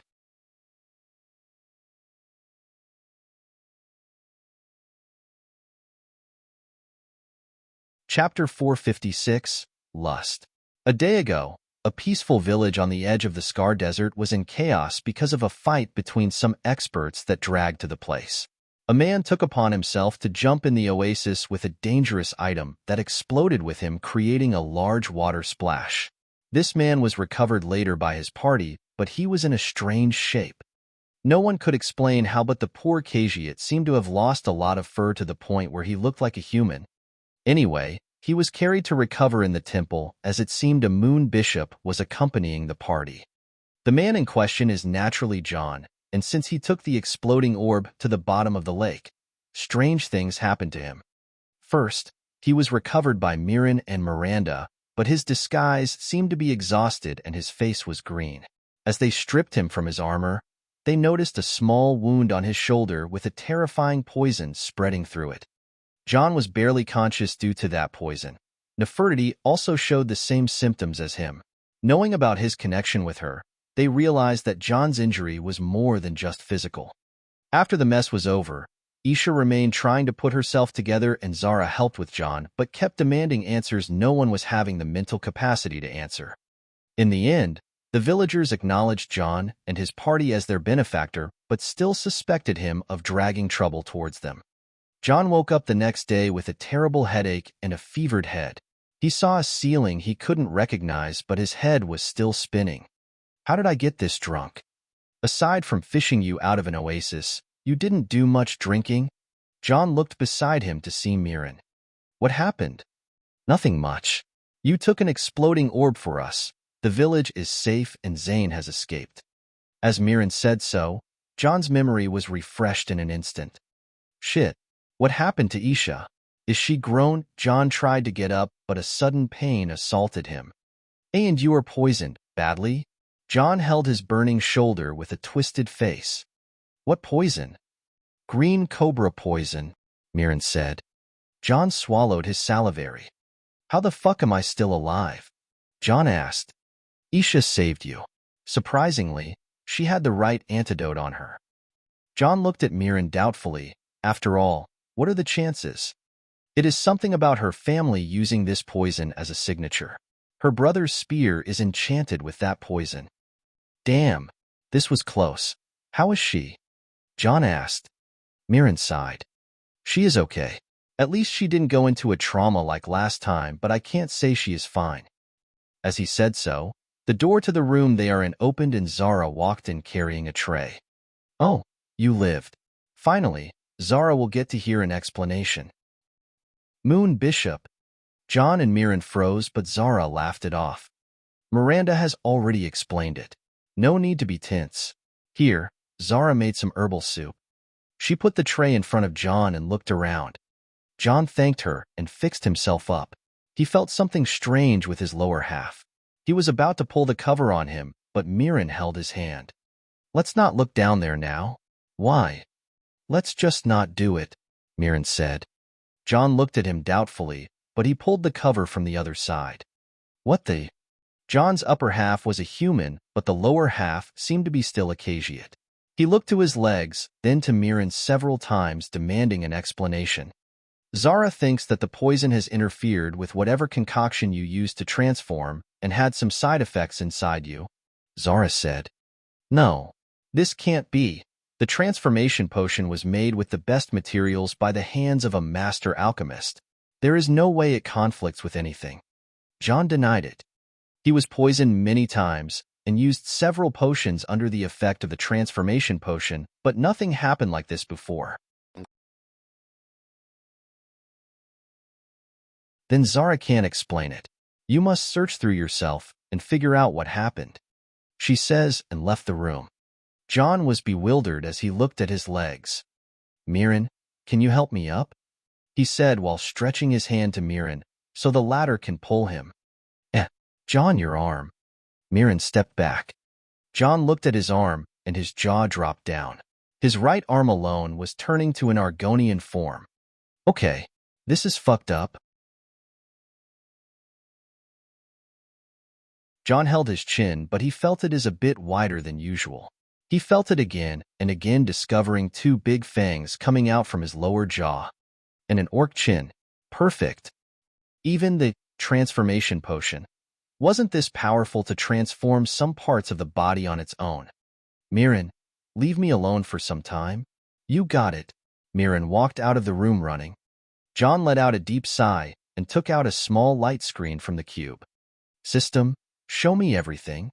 Is almost equal to is almost equal to is almost equal to is almost equal to is almost equal to is almost equal to is almost equal to is almost equal to is almost equal to is almost equal to is almost equal to is almost equal to is almost equal to is almost equal to is almost equal to is almost equal to is almost equal to is almost equal to is almost equal to is almost equal to. Status: Name: John Dare. Race: Human, Nord. Age: 19. Level: Early Fire Dragon Heart Stage. HP: 4235. MP: 4429. Condition: Negative. Poison. Chaotic Metamorphosis. Is almost equal to is almost equal to is almost equal to is almost equal to is almost equal to is almost equal to is almost equal to is almost equal to is almost equal to is almost equal to is almost equal to is almost equal to is almost equal to is almost equal to is almost equal to is almost equal to is almost equal to is almost equal to is almost equal to. Magic: Mysticism. Master. Destruction. Expert. Conjuration. Expert. Restoration. Adept. Alteration. Adept. Illusion. Adept. Battle Spirit. Advanced. Thursday 65 words. Is almost equal to is almost equal to is almost equal to is almost equal to is almost equal to is almost equal to is almost equal to is almost equal to is almost equal to is almost equal to is almost equal to is almost equal to is almost equal to is almost equal to is almost equal to is almost equal to is almost equal to is almost equal to is almost equal to is almost equal to. Powers: Nord. Battle Cry. Active. 50% frost resistance. Firemane. Fireborn. 50% fire resistance. Titanborn. Beastmaster. Astral Access. Vitality and Magicka Equilibrium. Eternal Flesh. Disease Immunity. Serpent Stars. Serpent Tyranny. All Constellation Compatibility. Ozidal's Genius. Ozidal's Enchanting Knowledge. Is almost equal to is almost equal to is almost equal to is almost equal to is almost equal to is almost equal to is almost equal to is almost equal to is almost equal to is almost equal to is almost equal to is almost equal to is almost equal to is almost equal to is almost equal to is almost equal to is almost equal to is almost equal to is almost equal to is almost equal to. Blessings: Allmaker. Root of Power. 2500% Magicka Regeneration. Active. Talos. Fortify Thursday 50% cooldown. Kine. Empower Thursday Dragon Guardian. Dragon Affinity. Ashen Flames. Active. Shiagarath. Mad Champion. 2500% Vitality Regen. Active. Hermias Mora. Bardic Knowledge. Active. Azura. Dawn's Beauty. 50% Absorb Magic Attacks. Active. The Shadow Stone. Hide in Shadows. Blur. Is almost equal to is almost equal to is almost equal to is almost equal to is almost equal to is almost equal to is almost equal to is almost equal to is almost equal to is almost equal to is almost equal to is almost equal to is almost equal to is almost equal to is almost equal to is almost equal to is almost equal to is almost equal to is almost equal to is almost equal to. It has been 9 months and my progress is this slow? Let's see the effects. Poisoned and Chaotic Metamorphosis? What's that? Scanning. Next time, do the homework before I ask for it. Result found. The host is inhabited by an unidentified entity. Inhabited? Am I being possessed, like The Conjuring and Annabelle? Analyzing the entity. 12%, 45%, 79%, 100%. Result. Entity is composed of 100% matter and 100% magicka. Energy signature matches the host's by 100%. What is this crap? System, are you okay? John didn't know whether to laugh or cry, but he suddenly paused. 100% energy, 100% matter, a bearing made of energy and matter at the same time. There is only one being that has that weird combination, and that is greed. A shadow ether made of a shadow anomaly that was hammered with John's energy by force till it submitted to him. In other words, This entity inhabiting John have the same qualities as the ether. But a matched energy signature only means one thing. What kind of absurdity did I create this time? John realized that he won't be able to pull out this thing without identifying it. To do so, he needed to meditate and scan himself manually. Sigh. Here we go again. Outside the room where John was, several figures gathered under some shed. Moon Bishop, we are sorry once again for keeping our identities a secret from you, Mirren said. It's okay. Zara knows you have good intentions at heart, but you must report to your master. Zara dismissed his worries. More importantly, I have received a notification from the temple that the disease has magically disappeared, but some are still in bad shape, so we ought to return and help. As usual, you siblings will stay clear from the Thalmer. About that, Mirren shrugged lightly. I think John and Isha will take the other direction. You want to follow your friends? We are obliged to. Isha's brother and John's seventh labor are not things we can put aside. Labor? Huh? Just like you and your sister. This is some messy business indeed. Zara sighed and looked at the Altmaier twins. But your greater obligation is with the temple. You are core adept. I understand, but we will go either way, Mirren said. Fine, but disobeying the call of duty to the temple won't come cheap, Zara said. Demotion. We're fine, Miranda said. Then Zara wishes you best. You have spent 20 years to reach where you are. Zara hopes your choice is worth it. Zara didn't scold them or anything as she understood their motivation. As the three conversed, Isha approached them. I am done with the injured villagers and helped fix the broken houses. Do you guys need anything from me? She said. The other three looked at her with complicated expressions. Isha, are you okay? Mirren tried to ask about her, but she interrupted him. I'm fine. If you don't need help with anything, I'll go check on John, she said and left. Mirren watched her leave, then let out a heavy sigh. She is not acting normally, Miranda remarked. I know. Talk to her. She doesn't want to listen. After meeting her brother yesterday, Isha was shocked senseless, but that didn't last long. Her shock turned into rage to the point where she kicked a boulder 10 meters in the air out of rage. She then kept cursing every Daedric prince she knows of. She believed that her real brother is dead, and whoever this impostor is, it tried to stab her with her brother's spear that he must have stolen it from his grave. A blood sin in Isha's book. Her real brother is a kind person and would never try to attack her. Hell, the real Zane was against the idea of her becoming a martial artist to begin with. This was the most distasteful provocation she ever had, and decided to support John in his labor no matter what so she can bring this impostor down. However, Mirren and Miranda knew better. Isha was clearly in denial. Let's go after her. Zara stood up and went towards the temple. The two followed her silently. In there, John was sitting still with his eyes closed and kept meditating. His appearance was shifting between all the forms he changed into before. Argonians, orcs, wood elves, Khajiit. John abused the transformation potion too much during the past year for the sake of taking bandit forms and awakening the ebony blade. Isha was standing on the door of his room waiting for him to finish when the others came to her. He is busy training. She said so the others don't disturb him. What is he doing? Zara asked. John has mastered the art of inner control. He can detect where the poison is, isolate it, and stop it from spreading, then force it out. He said he learned that after being bound to a cursed tree for 2 months. That's brutal. After some time, John finally opened his eyes. Is almost equal to is almost equal to is almost equal to is almost equal to is almost equal to is almost equal to is almost equal to is almost equal to is almost equal to is almost equal to is almost equal to is almost equal to is almost equal to is almost equal to is almost equal to is almost equal to is almost equal to is almost equal to is almost equal to is almost equal to. Status: Name: John Dare. Race: Human, Nord.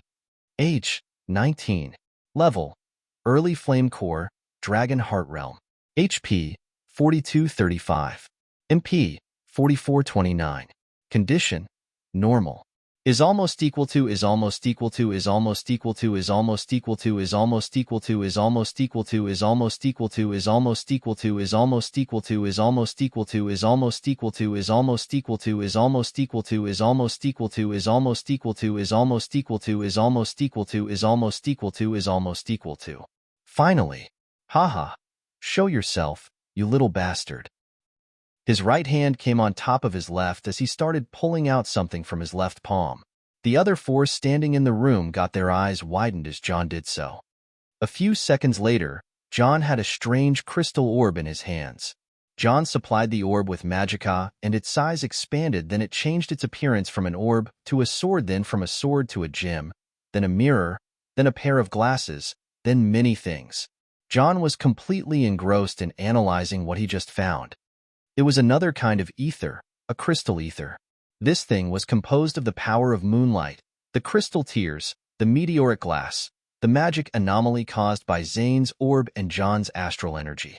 All these light transparent materials formed an absurd crystal ether with a set of strange powers. John, what is that? Miranda asked. John looked at her, then called out greed from the cube and put it beside the crystal ether in a matching form. Something similar, he said. Crystal and shadow were not that much of a pair. One symbolizes purity and the other darkness. John retreated, greed, away, and took the crystal ether around his hand to keep researching it without looking inappropriate. I am sorry, a strange discovery came out in a bad time, he said, and looked at Isha. How are you holding up? His question was innocent, and Isha acted as if she didn't understand it. What are you talking about? About, she said. I mean, this thing with your brother, he said awkwardly. What are you saying? This wasn't Zane. Those accused Deidre won't stop trying to drive me insane, but I know better. John was baffled by her reply and looked at Mirren, who was sighing. This is not a good sign, John thought. More importantly, how is your injury? Did you get rid of the poison? She asked. Yes, look at the injury yourself. John turned his shoulder towards her. Isha came closer and inspected the poison spot to see it clean. John also seemed to have returned to his normal appearance. She then put her hand on the wound to inspect it, but John held her hand. Hey, how are you feeling? He asked. Isha's face hardened. Her eyes looked hollow for a second, then she turned towards John. My brother? He is alive, and he tried to kill me first thing he sees me. I feel like shit. She stopped talking and her head pondered back and forth with a shocked face. I don't know what happened, but someone did something. Whoever after that, I will murder them. I will. Isha's feelings intensified, but then she saw the look on John's and the rest's faces. They were bewildered by the killing intent and the anger she let out. She noticed what she said and looked at John's hand holding hers. Not feeling all right, she pulled her hand away. Somehow, all the anger she felt turned into confusion, but she knew something. Slap. And John was slapped. She then stormed out of the room. Mirren blinked a few times before going after her. Miranda was looked at John with narrowed eyes, and Zara blended with the wall. Okay, I'll be bastard of the day. John willingly admitted it as he looked at the crystal ether that was coating his hand. Equals equals equals equals equals equals equals equals equals equals equals equals equals equals equals equals equals equals equals equals. Lust, sin, metamorphosis, truth inducement. Equals equals equals equals equals equals equals equals equals equals equals equals equals equals equals equals equals equals equals equals. Goal: 5 extra chapters balloon. Next, 6 extra chapters party popper. Pat/Rayon. com/eldokmizi, remove slash. PayPal, plus $10 equals extra. Money with wings.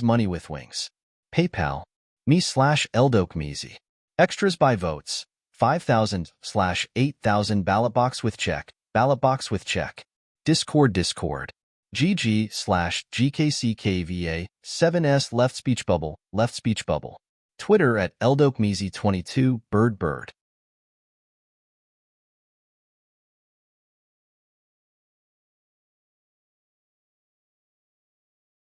Chapter 457, Be Careful What You Wish For. Double Chapter, Daily Plus Monthly Extra. Part 1. The next day, John opened his eyes under the same roof of the temple room. The only difference is two beauties were snuggling on his left and right. Figuring out that one was Miranda is basic, but finding out that the other was Zara kept him thinking of what happened yesterday. It started with him using the truth-inducement power of the newly acquired sin, lust, on Isha. After she spoke her heart out then slapped him, Mirren followed her, and the two were angry at John realizing that he must have done something. Miranda, being the sweet girl she is, brought a water skin that was cooled by magic to put on John's swelling face.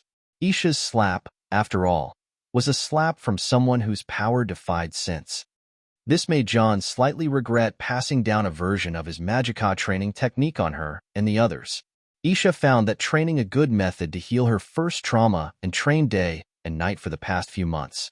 Her piled-up power and energy have gathered until she managed to gain an astral access and passed the first magic gathering stage. Being in a level equal to the dragon frame stage, Isha's frame establishment stage in the peak of the Ironbone phase, a slap from her can twist normal people's heads. Basically, this where I screwed up. I wanted to imitate the orthodox cultivation realms, but I ended up tailoring it for John when I stuffed the word dragon between every word, making it sound distasteful for the non-Dragonborn people.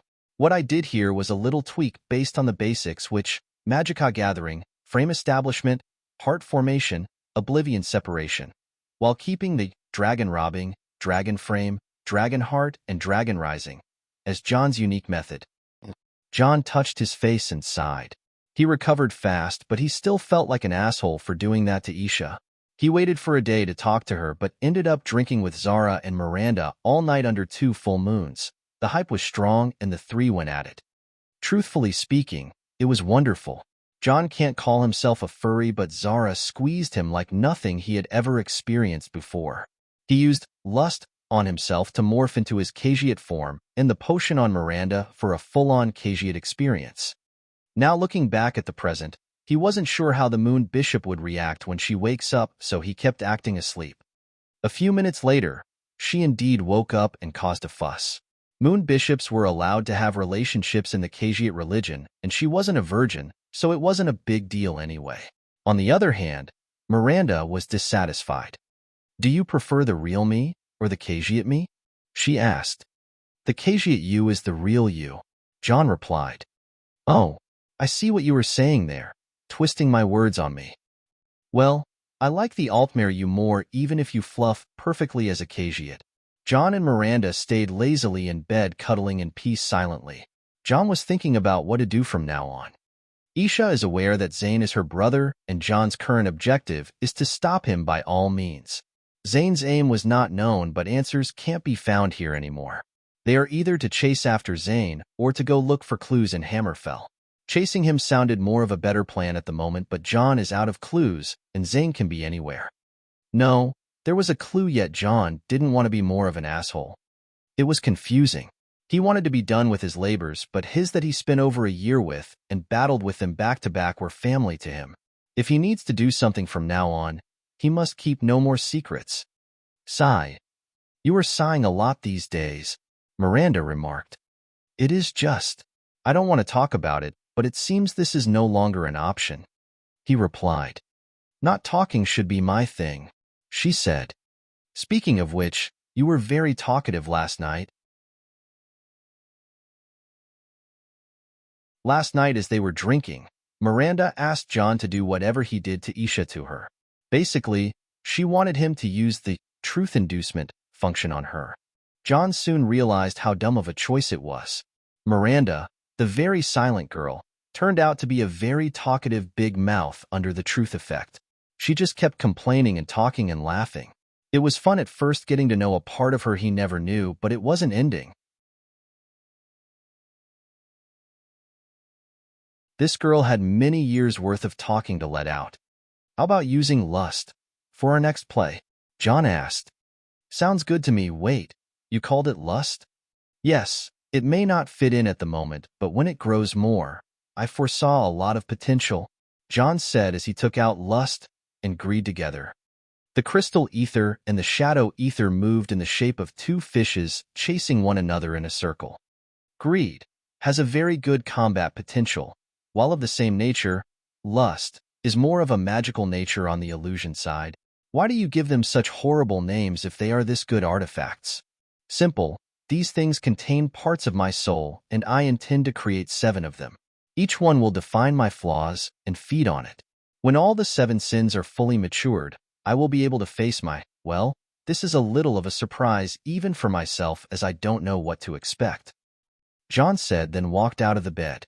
He looked back at the naked Altmare looking up to him and exposing herself to seduce him back, but he snorted and spanked her butt cheeks. We have things to do. Outside the temple, John walked out and paid his respect to the monks that allowed him to recover in. He was wearing loose long robes and letting his long hair flew behind him. His appearance reflected his mood being light and easygoing. His direction were the shed on the small rocky hill overviewing the desert village and the oasis. Up there, he could see Isha resting her head on Miran's lap. I hope you are feeling better than yesterday, he spoke after he snuck close enough. The silent couple closed their eyes, realizing this won't end well somehow. Isha was still pissed, not particularly at John, and Miran was pissed specifically at John. Booze or sweets? John asked as he joined the two and sat down. Too early for booze, too bitter for sweets, Miran scolded. Fluff then.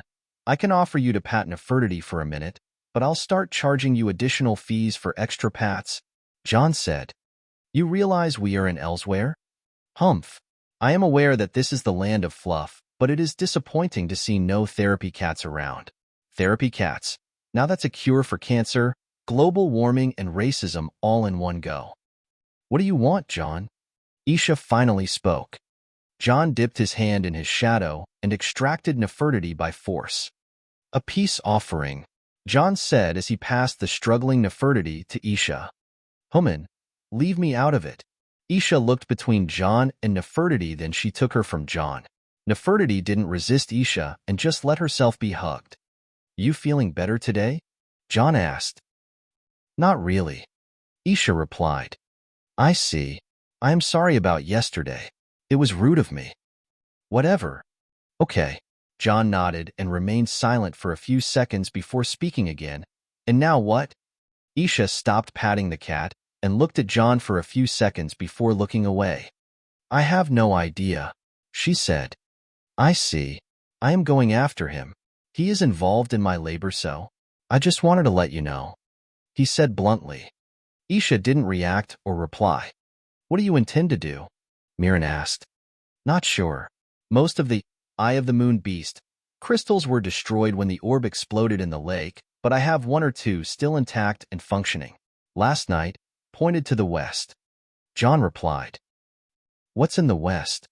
Isha asked. The western half of Elsewhere and Valenwood, Miran replied. First thing I wanted to ask is, are you willing to join me and go after him? John asked Isha. She thought for a while before replying. I don't know. What will you do once you find him? She said. I don't know either. Your brother is strong but badly equipped. What I know about him is that he is a laborer for a Daedric prince on the other side. We killed Malekatha's and Periite's laborers, while Molagbal and Maroon's Dagon do not have laborers.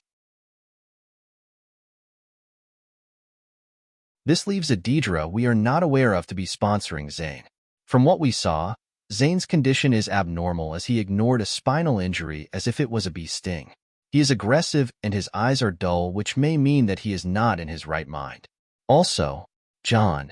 Isha interrupted John, then looked at him right in the eyes. Don't give me hope. Don't give me hope, or I'll hate you once it is shattered on my head all over again. The tone she spoke reflected the pain she was in. Her blood and flesh brother made an appearance after he was presumed dead for all that time.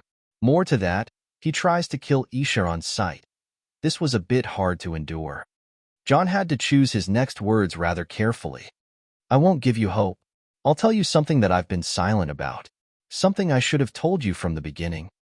Isha looked at John without expressions. Miranda and Zara were coming under the shed and heard John speaking, so they kept silent. My seventh labor is to follow you, Isha. Part 2. What the fuck? Mirren jumped from his place holding John from his collar. A while ago, John dropped a bomb by revealing his seventh labor to his group. 9 months ago, Mirren, Miranda, and Isha finished their labors in Morrowind while John had one more run to go. He was told about it, but what he disclosed to his friends was that his labor will be taking a while to be passed to him. The three promised him support, which was ironic as it involved Isha, the one who was by John's side from the start of the sixth labor. Now knowing that Isha is involved, whether she liked it or not, was felt like they all ate shit. Just what is a labor? A twisted Daedric quest that anyone marked as its objective is someone with a kill spot on her back. Whoever hears what John said will suspect him of harming Isha. Mirren turned violent, Miranda closed her eyes in shock, and Zara covered her mouth in disbelief. Wait. Isha held Mirren by the shoulder. He said his labor was to follow me, not to kill me. Her words made Mirren feel doubtful and looked between her and John. Whoever knows John's modes will know that he becomes expressionless when it is too serious, and that was the case. John wasn't even blinking. Go on, Isha said. I wasn't told a lot. Azura's message wasn't a complicated poem or anything. I just had to follow you around and my seventh labor would be revealed. Ever since then, your brother turned out to be absent, with the whole citadel of Ebenarm believing he is dead. Things don't add up with what happened 2 days ago, which means that's a mystery to look into. When I was in the Alakar, I was led to the Dead Sand Zone and later entered the Abyss to face the cult of the Black Worm in the two places. Your brother showed up with the Bloodworm helm on his head, means the involvement of the worm cult is real. I first thought that he was another body that stole and turned into a zombie, but he was too strong and had a life signal. John briefed what he knows. The Bloodworm helm? What is that? Isha asked.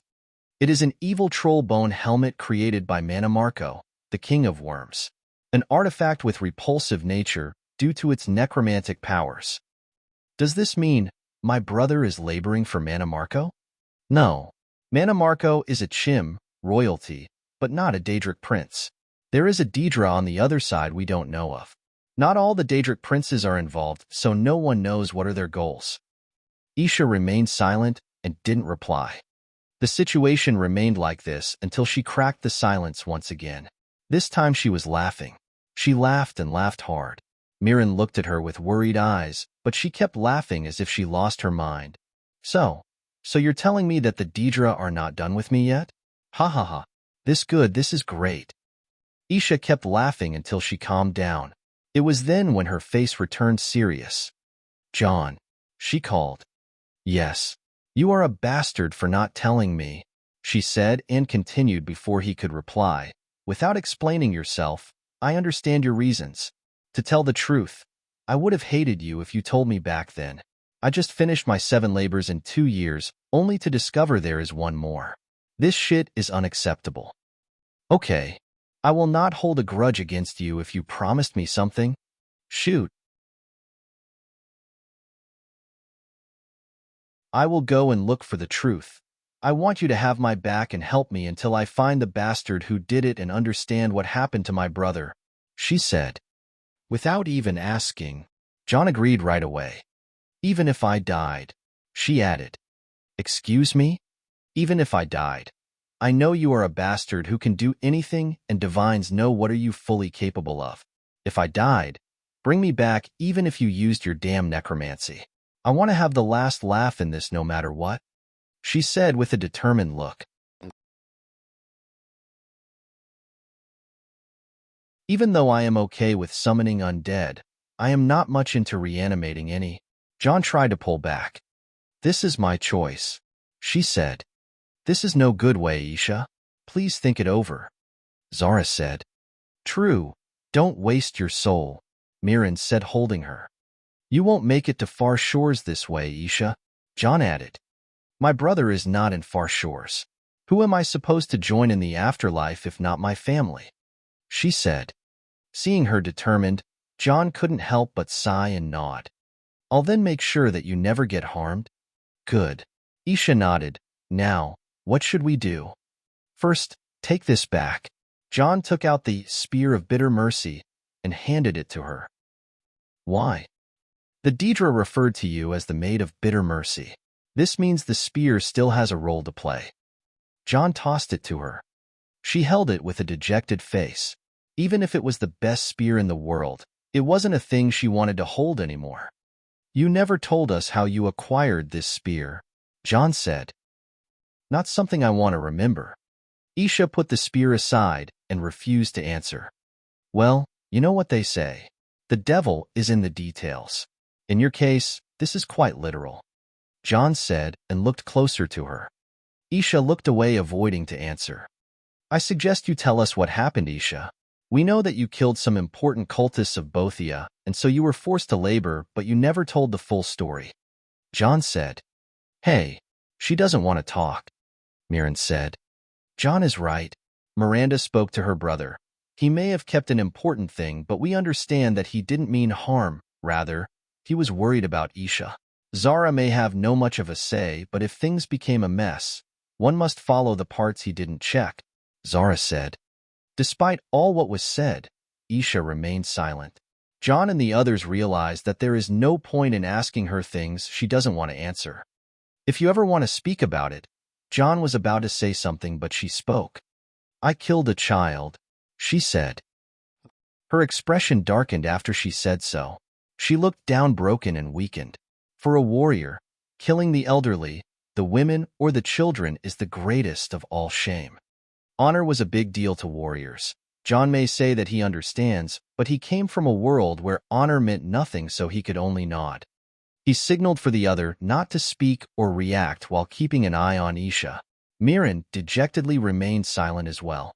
Every full moon, Zane wouldn't be able to resist the call of the beast.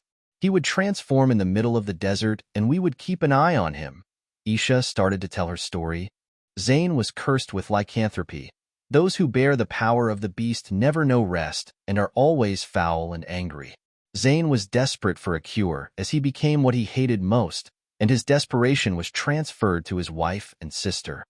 The three looked everywhere for a cure, but after one last trip to Haygoth, Zane was seriously tired and got bedridden.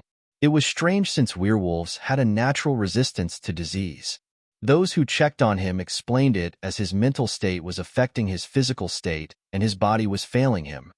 Dying, Zane was in a strange state of peace as he promised his wife and sister that everything will be all right. Isha wasn't aware of how Zane died as she seemed to have forgotten about the event, but what she remembers was taking a horse and venturing across the Alakar, willing to make a pact with any Daedric lord there is to save her brother.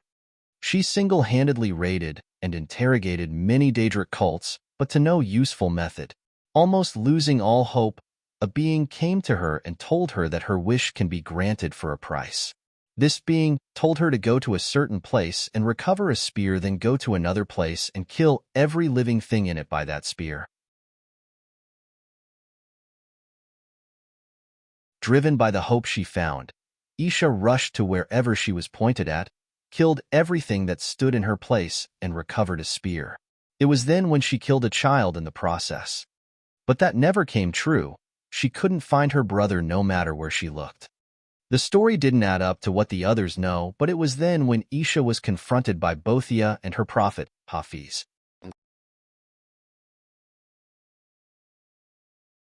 If she wants to meet her brother again, she was to labor for the sin of killing the child that was being nurtured by Bothia to create an unmatched champion. Isha was faced with no choice, thinking that her brother was in the hands of Bothia, and agreed to labor. And that's how things started. The story may not sound interesting, but such is reality. Still, everyone could figure out the culprit that got Isha into the labor. This thing she called being. What kind of being is it, Isha? John asked. A being. I'm not sure. She replied. Not sure. John and the other exchanged weird looks. Why are you asking? It is not important, she said, but she herself could feel it is coming out strange. Not important? Any half-witted person can figure it out, Isha. Miranda was infuriated by Isha's dull behavior. Not. It is really not important, Isha said faintly. Wait, sister. Mirren stopped Miranda and turned to Isha. Love, if you are not suspecting whoever that is, if he or she were someone close or something, No, it is just. I don't know, she said. On the other hand, John and Zara were looking at Isha with narrowed eyes. The two figured out something. She is hypnotized, John said. What? No. Mirren denied it. She is, Zara confirmed. Oh no. Miranda felt bad for yelling at Isha. Isha herself looked like a lost child between Mirren's arms. Being told that what she knows is not true was harsh on her. She is already lost and can't afford to be more lost. What do you mean? She asked faintly. To be honest, I never wanted to say this, but it was all in front of us. Not remembering that your brother is dead, not knowing how he died, and now not suspecting the being that implicated you into laboring. It is all there. John said with pity. Isha's eyes started tearing. She didn't cry, but she was as pitiful as ever. You're saying the truth. The truth is my head all along? And something messed with my head? She asked in a shaken tone. John nodded. She took a minute of self-pity and crying. Mirren and Miranda kept close to her, trying to calm her down. In the end, she looked at John with a broken spirit. Please help me. I will. John didn't even think of leaving her like that.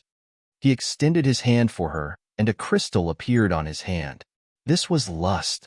This thing has the power to induce the truth. Take my hand, John said. She looked at his hand and slowly extended hers. They firmly locked hands, and he let out a sigh. Isha, John spoke heavily. What kind of a being was that thing that told you to recover the spear and kill the cultists? To the question, Isha's eyes stopped tearing, and her face showed that she has arrived at some clarity. A dog, she said, a talking dog. It came to me and offered me any wish I want. It called itself Barbas. John continued. The others around John felt his shock and questioned what the name meant in their heads. Isha, on the other hand, nodded slowly with wide eyes. John's solid expressions meant a lot to those who know him. Do you know the origin of the saying, "Be careful what you wish for"? John asked. The others listened to him silently. I know who is behind everything now. The Daedric Prince of Wishes and Bargains, Clavicus Vial. Goal: 5 extra chapters Balloon. Next, 6 extra chapters Party Popper. Pat/Rayon. com/Eldokmizi, remove/. PayPal, plus $10 equals extra. Money with wings. PayPal, me/Eldokmizi. Extras by votes. 5,000/8,000 ballot box with check. Discord. GG/GKCKVA 7S left speech bubble. Twitter at Eldokmizi22 bird.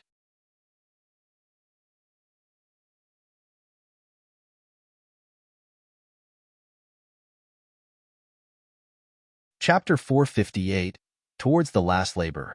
I just want to say I am sorry for messing and missing the update rate lately. I have my own things, plus being a bit lazy, but I really find no real excuse for being a lazy ass. I apologize again, especially for my amazing patrons and all my readers in general. I'll smack that bitch ass of mine, go wash my soul in that rain, and write this chapter even if it is the last thing I do. There are limits for what can understand, perceive, imagine, and endure. The mind was always and will ever be this delicate thing in both structure and process. It can be affected by many factors, but the most impactful one is the mental shock. Loss of loved ones is shocking, but the mind finds ways to protect itself from such shocks by explaining it through the knowledge available.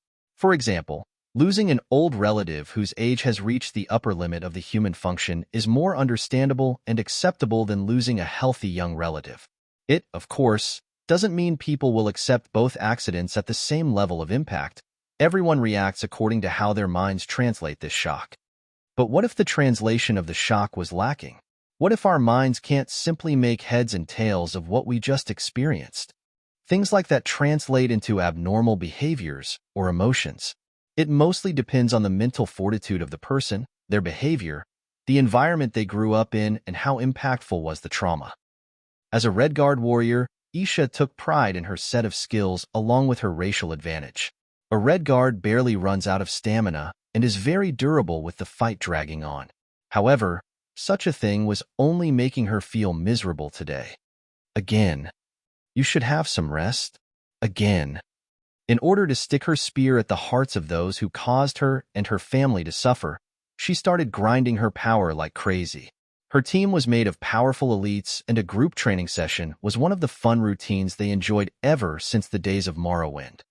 Still, Isha decided to turn those training sessions into a hell-like training. Are you done yet? John called. Nope, she's still going, Nefertiti replied. Isha was in the middle of a formation made by Mirren, Miranda, Jax, Wrath, Greed, Lust, Pride, Nefertiti, and John. They were playing their twisted version of Capture the Flag. One flag, two teams. The offense team is made of one person, and that is Isha, who is trying to force her way through the defending team and capture the flag which John is taking a nap with. And if that is not twisted enough, then no one knows what else is.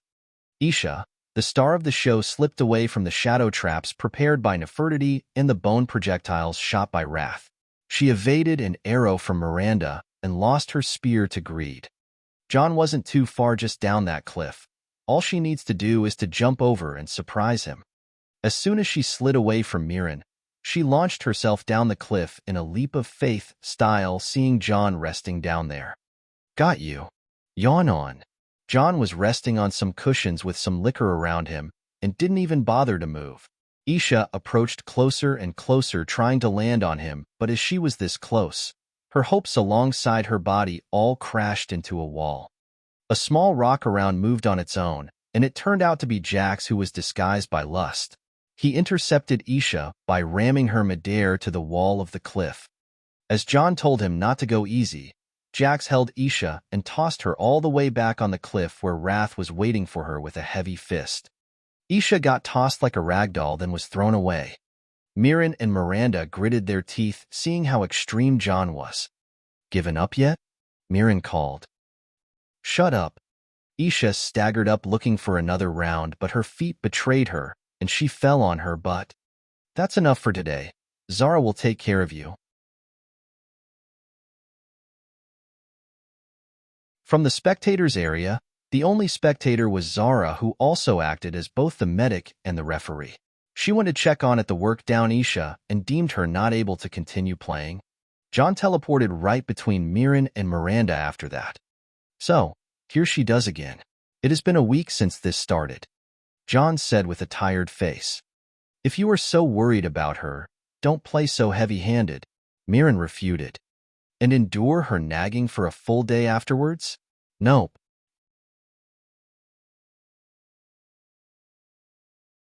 She is punishing herself, Miranda cut it. The two boys sighed and put their argument aside. It was true. Isha found a way to deal with her shock by inflicting pain. She would go and ask for it every day until someone puts her down. She was simply keeping herself from thinking.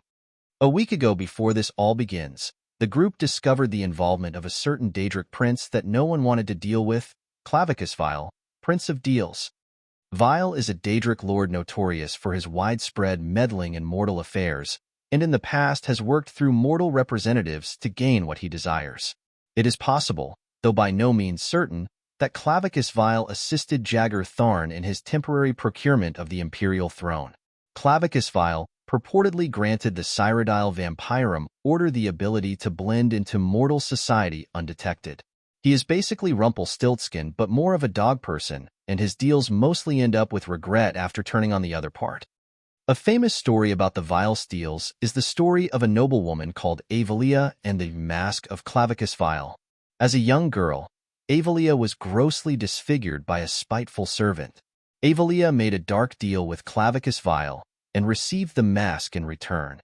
Though the mask did not change her looks, she suddenly had the respect and admiration of everyone.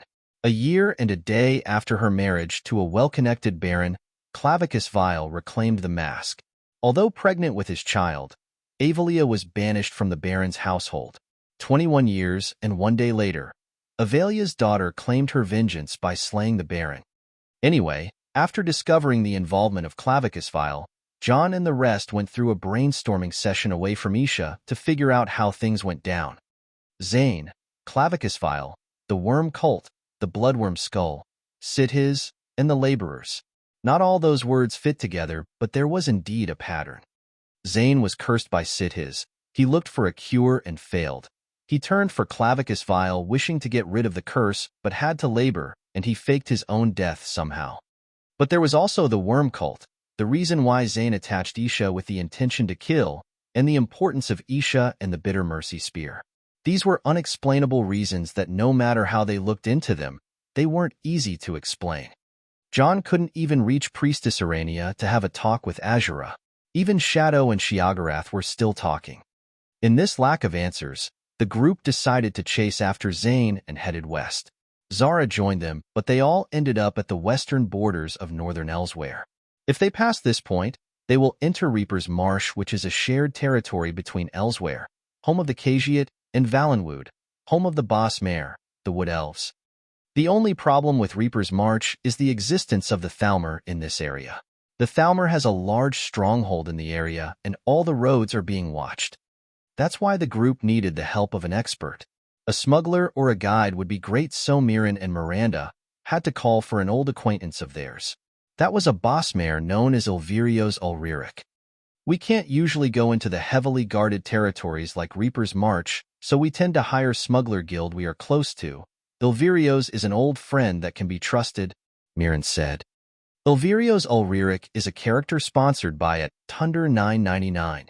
Great, but why is the situation in Valenwood this intense? John asked. The more you go west, the more radical the Thalmor get. The situation in Elsewhere is not bad, as the Khajiit are too valuable to piss off, and there is no need to provoke them. The situation is different with the boss mare, who see themselves as elves with equal rights with the alt mare, which is basically heresy to the Thalmor. Those Thalmor take things too far, man.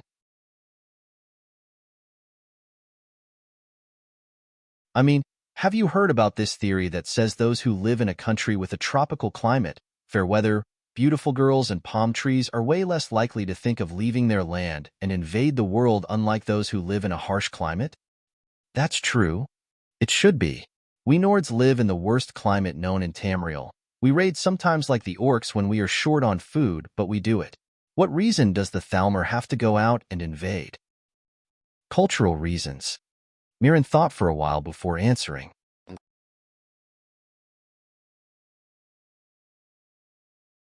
Now that's messed up. If you are going to invade for something other than resources or to exact justice, then why bother everyone else? John said. Well, this started with ancestor Queen Erin. She established the Dominion to protect Alienor and gain the Ruby Throne, Imperial Throne. Yes, but that war 1,000 years ago had its own reason. I know, right? I remember Queen Erin's reason was to never allow any human to sit on the Ruby Throne, saying humans are too young and foolish to rule the world and the wiser races need to be in control. That is still the reason why they are aiming for the Empire, other than Cyrodiil was once a land of elves. Whatever, man. Still, 30 years after she said so, Big Bad Tiber Septim walked in the house with the Numidium chilling. Don't say that in front of another Altmare. They'll hate you on the spot. The two had enough with their cross-cultural political talk, then started to fool around their camp as the girls were washing up nearby. John faced the west, thinking of what to expect when he enters Valenwood, but all the fun he had in mind was erased once he started thinking of what to do when they catch up to Zane. Playing chase capture kill won't work this time. Zane is Isha's brother, Zara's husband, and a man they heard a lot of stories about before the situation in Hammerfell happens. The labor was to follow Isha, but her brother being Clavicus Vile's laborer meant that peaceful solutions are out of stock. There is a hefty price to pay for failing the labors, and that is being claimed by the Daedric Prince. Isha will either be a liability or an asset, but that depends on her mentality. John hoped to never make her choose, but the cruel reality says that she is a key to the last labor, which is basically what is going on. John sighed a big time and came to a half-hearted conclusion. If Clavicus Vile, Manamarco, and Zane are up to something, it is best to figure it out fast and investigate from every corner. Isha won't handle the shock of putting down her brother by her hands. He's here, Mirren spoke. Who? Ilvirios, the guide. Oh, yes, the guide. The two boys headed to the direction where they felt a presence and observed the road until one rider showed up. John narrowed his eyes and stared closely not at the man, but rather on what he was writing. Blasphemy. I am so jealous. The words slipped out from John's mind to his mouth. He was looking at Ilvirio's mount with a lot of shock. Ilvirio's approached John and Mirren, then stopped his mount. Mirren, you look pretty as always, my friend. The wood elf spoke. Mirren. Ilvirio's, long time no see. To you as well, Chaz. Mirren replied to the wood elf and his mount. Chaz bids you well, Mirren. The mount Ilvirio's riding replied. This mount was a Khajiit Senche cat, a tiger-like breed of Khajiit that is rare to see around. Ilvirio's, thanks for agreeing to meet. This is my friend whom I mentioned. Krylin, this is Ilvirio's and his partner Chaz. Mirren took care of the introductions. Greetings. We are actually brothers rather than partners. Ilvirio spoke to John. Yes, hello. How brothers, may I ask? John said. Adoptive siblings. I was adopted by the family of Chaz. Oh, I see. John may have been jealous of a non-Khajiit riding a Senche, but it was understandable now. Senche cats are a rare breed not because of anything genetic, but rather because of the birth control process in the Khajiit society. It is much easier for a Khajiit to walk on 2 legs rather than 4. This way they don't get mistaken for beasts by outsiders and grow up to find a good career in farming, martial arts of trading. This doesn't mean that quadrupedal Khajiit can't do any of that, but rather because of how easy it is to do things when you walk on 2. This is the reason why the Senche and Senchrat are rare to see, especially during the 4th era. Those 2 kinds of breeds won't even agree to carry anyone on their backs other than someone they are really close to, and that's what made John wonder. Anyway, my friends, I was told you wanted a way through Reaper's March, am I right? Ilvirio's asked. That's right. We need a way in free from all Thalmor patrols, Mirren confirmed. And your destination is? West? I mean the exact place you are going to? Mirren looked at John, urging him to speak.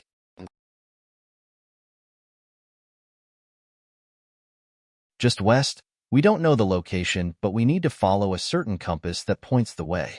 It may be pointing all the way to Malabal Tor or to Somerset. John said. Damn. Ilvirio stared at John for a while before shaking his shoulders. I'm sorry, but my territory is Reaper's March. Even if you are willing to pay, I can't guide you further as I don't know the roads outside. Fine. I will take your offer. Here's an advance payment. John tossed a heavy purse of gemstones to Ilvirio's. Good gems. Unidentifiable and all. Seems like we are dealing with another fugitive. Ilvirio's said and looked at Mirren. Fugitive. John raised his brows and looked at Mirren. You never told. I thought you were wanted for assassination. Huh. That's merely the start of it. Ilvirio's said, revealing Mirren's secret. Thanks. Unlike you, Mr. Smuggler and Mr. International serial killers, an assassin work is ruined if he gets too famous. International serial killers? What is that? Ilvirio's asked. I kill breakfast cereal every morning, everywhere. That's how I become international. I believe we will get along just fine then. Looking forward to a peaceful trip until Malabal Tor and back then. Cheers. Cheers. Little did they know. Goal. 5 extra chapters balloon. Next. 6 extra chapters party popper. Pat/Rayon. com/Eldokmizi. Remove/. PayPal. Plus $10 equals extra. Money with wings. PayPal. Me/Eldokmizi. Extras by votes. 5,000/8,000 ballot box with check. Discord. GG/GKCKVA 7S left speech bubble. Twitter at Eldokmizi22 bird. You're tuning in to the Romance Rendezvous YouTube channel. We're so grateful for your support, and don't forget to subscribe to join us on this incredible journey through captivating stories. Your generosity through donations truly makes a world of difference, as it's the primary source of revenue that allows me to expand and enhance this channel for you. Thank you from the bottom of my heart for being a part of this adventure.